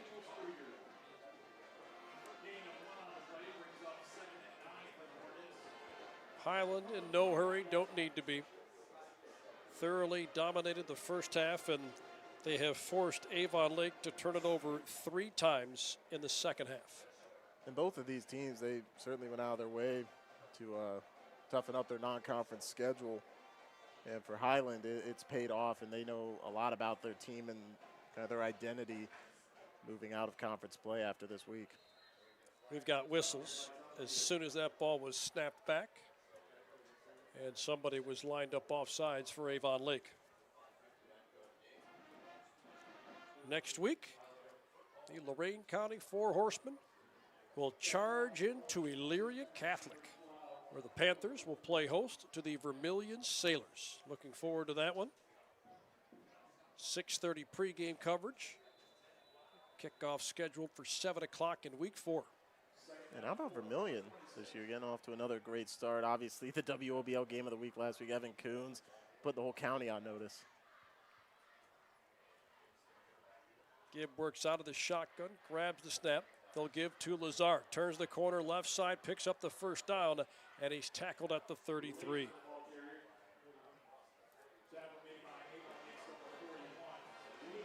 Yeah, and you're right. Vermilion with really a remarkable turnaround, because for the longest time, teams would look at that game and think, okay, here's a win for us. Not anymore. That has changed drastically in the last 3 years. Yeah, and I mean, you lose a very impactful and important senior class last year, and now these guys have taken it upon themselves to become the leaders and to make sure it carries on, and that it wasn't a fluke or a one-season kind of thing. Gibb with a keeper. Left side he goes, tripped up at the 42. He falls forward to the 44. That'll be enough to move the sticks. Well, it should be fun for us next week. We were looking at those scores earlier. EC taking on Midview. They were trailing 20-7. And tomorrow, Vermilion plays. They take on Willard.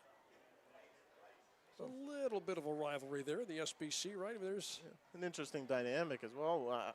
You know, we talk about it at the next level, the next 2 levels, days of rest. They'll be 1 day shorter than EC. Maybe see if that plays a factor at all. Yeah, throws off the clock a little bit, takes them at least to some degree out of their routine. Gibb will give to Lazar. Lazar hit right away, gets away from that first line of defense, and he's able to get inside Avon Lake territory. Looked like he went down close to the 47, maybe the 48. And he's really, since that fumble, been a man on a mission to try to make up for it and get back in the good graces, as he's had a couple nice carries here on this drive.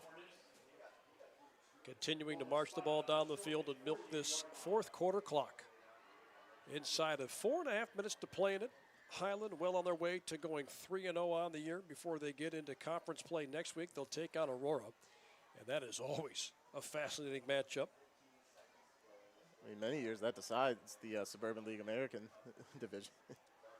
Inside to Lazar again, plenty of room to work with, and he finally goes down at the 40.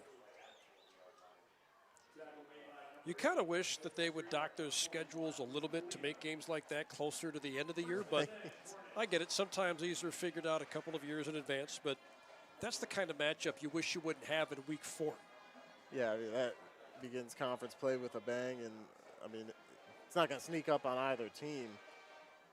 And, you know, we have an instance of that this year as North Ridgeville takes on Avon week 4. Last year, that kind of built up to the end of the season, and we expect the Rangers to be one of those challengers to Avon to try to knock them down a peg. So that being right out of the gate's interesting, and I have to double check what the LCA's looking like if they have a matchup like that.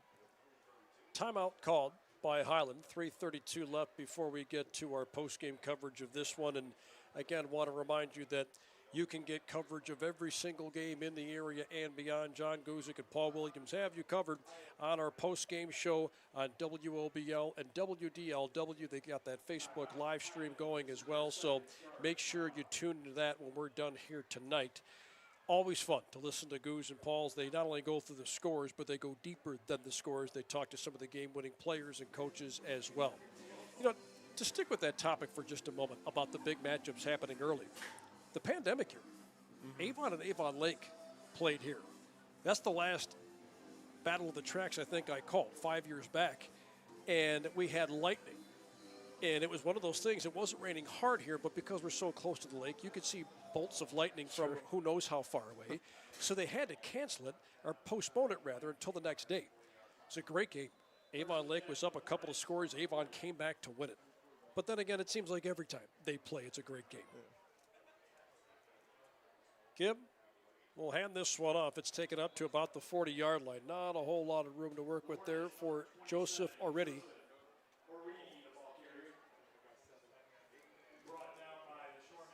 Well, they've been able to keep Grady Gibb in the game, and you see some of the starters sticking around, but now slowly yet surely they're getting that second line coming in. And they have a number of guys that can handle the rushing duties.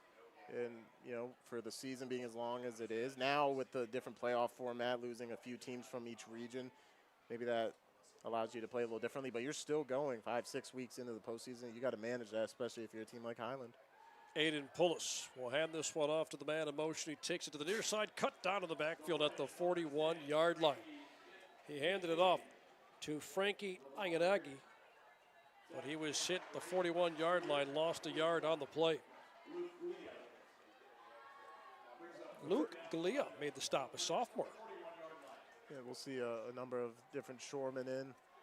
It's a team with a lot of new faces, and just because we're 3 weeks into the season, that doesn't mean practices and in situations like this, some of those guys, they could be fighting for more snaps right now, and who knows, obviously the rough start, you might have to shake some things up, and right now is a good time to put that on tape if you're a Shoreman. They'll send the man in motion again. They'll fake the give to him. Quarterback will keep it, trying to push his way up the field, but he's popped to the 42-yard line, and that was Jonathan Prusha who took that snap. So they've had 3 different guys take snaps on this drive. And it may be leading to some of the issues we've seen on the last few plays, as they haven't been able to get much headroom here to get ahead of these chains, but almost under a minute and a half to go. Sure, they're just focused on making sure everything's clean with the snap and the handoffs, and nothing gets out of whack with that. Prusha will take this snap as well. On 4th down and 11, play clock down to 2, down to 1. They'll take the snap, and the give will go up the middle, and knocked down at about the 40-yard line is Joseph Aridi. So Aridi's only able to pick up a couple, and Highland will turn the ball over on downs. Good job that time by John Satima, I believe normally the center on offense that's his brother, but John that time on the defensive side. Good job not giving up on that play. He was blocked originally, but was able to finish off the run there. Give it back to the offense momentarily. Dawson Tenbrink will remain in the game as he trots out there with some of the Avon Lake offense. There will be a couple of new faces out there.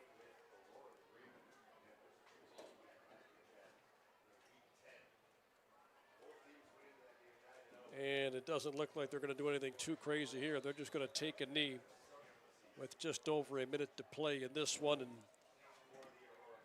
regroup as they head into week 4, opening up SWC action. They take on the Midview Middies next week Hey, you guys have your finger on the pulse of the Lorain County high school football scene as well as anybody else. You know, Midview, of course, was up on Elyria Catholic earlier.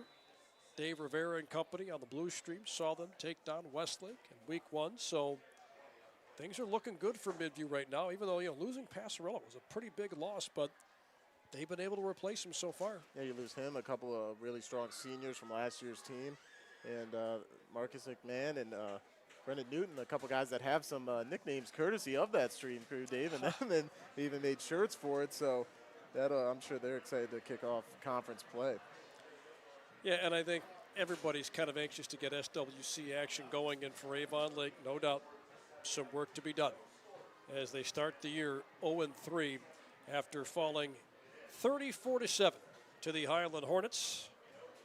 Tough one for Coach Kostelnik and company to take. It's his second straight loss against the Gibbons. He lost to Mike Gibbons' brother, Marty Gibbons, who was the head coach of Lake Catholic last week. I can't believe we made it through the broadcast till now to find that. That's quite the fun fact you were holding out on me. I was saving it for a good time. All right, 34-7 is our final score in this one. We'll take a quick timeout, and we'll come back, and we'll wrap this one up for you. It's our Legacy Home Finance Game of the Week on the Lorain County Sports Network.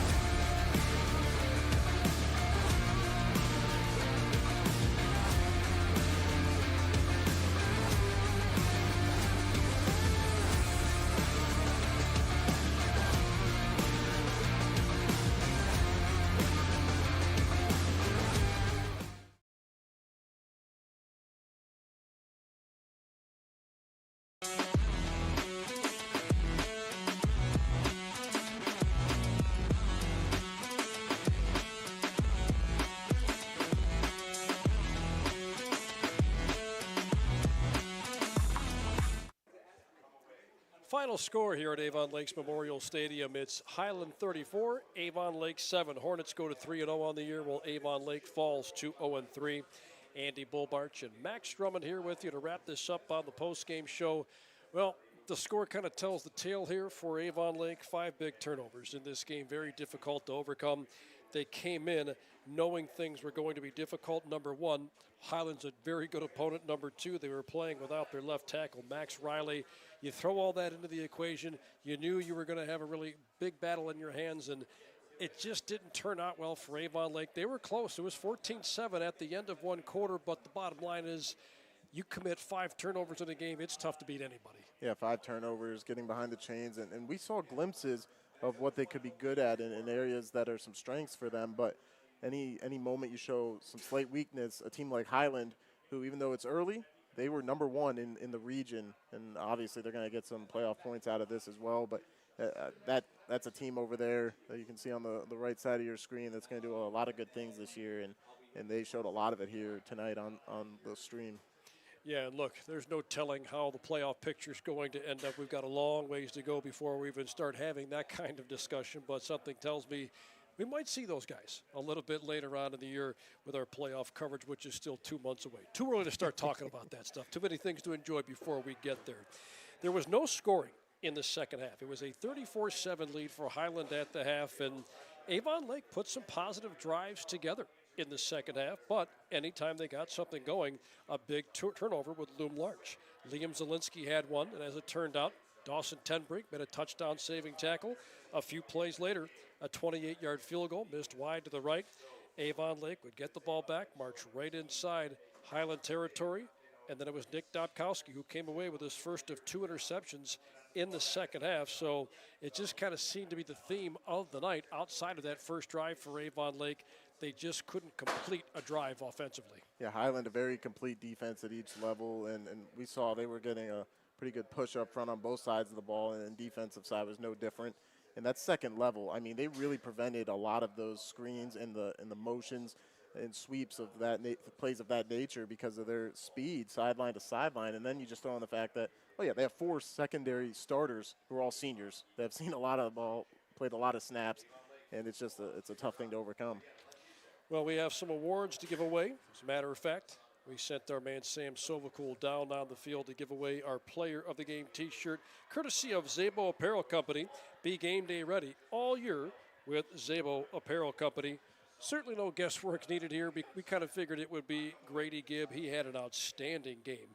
He threw for a few touchdowns. He ran one in himself. He had a terrific game. I mean, he was almost the definition of perfect because in his stats reflected that as well, as we'll get into that in a moment. But really just commands this offense well and looks like a senior and plays like it as well. Great leader for the Hornets, especially leading them here in this campaign, now 3-0. We'll get to the stats here in just a moment, but first let's take a look at our drive of the game, brought to you by Valley Chevrolet.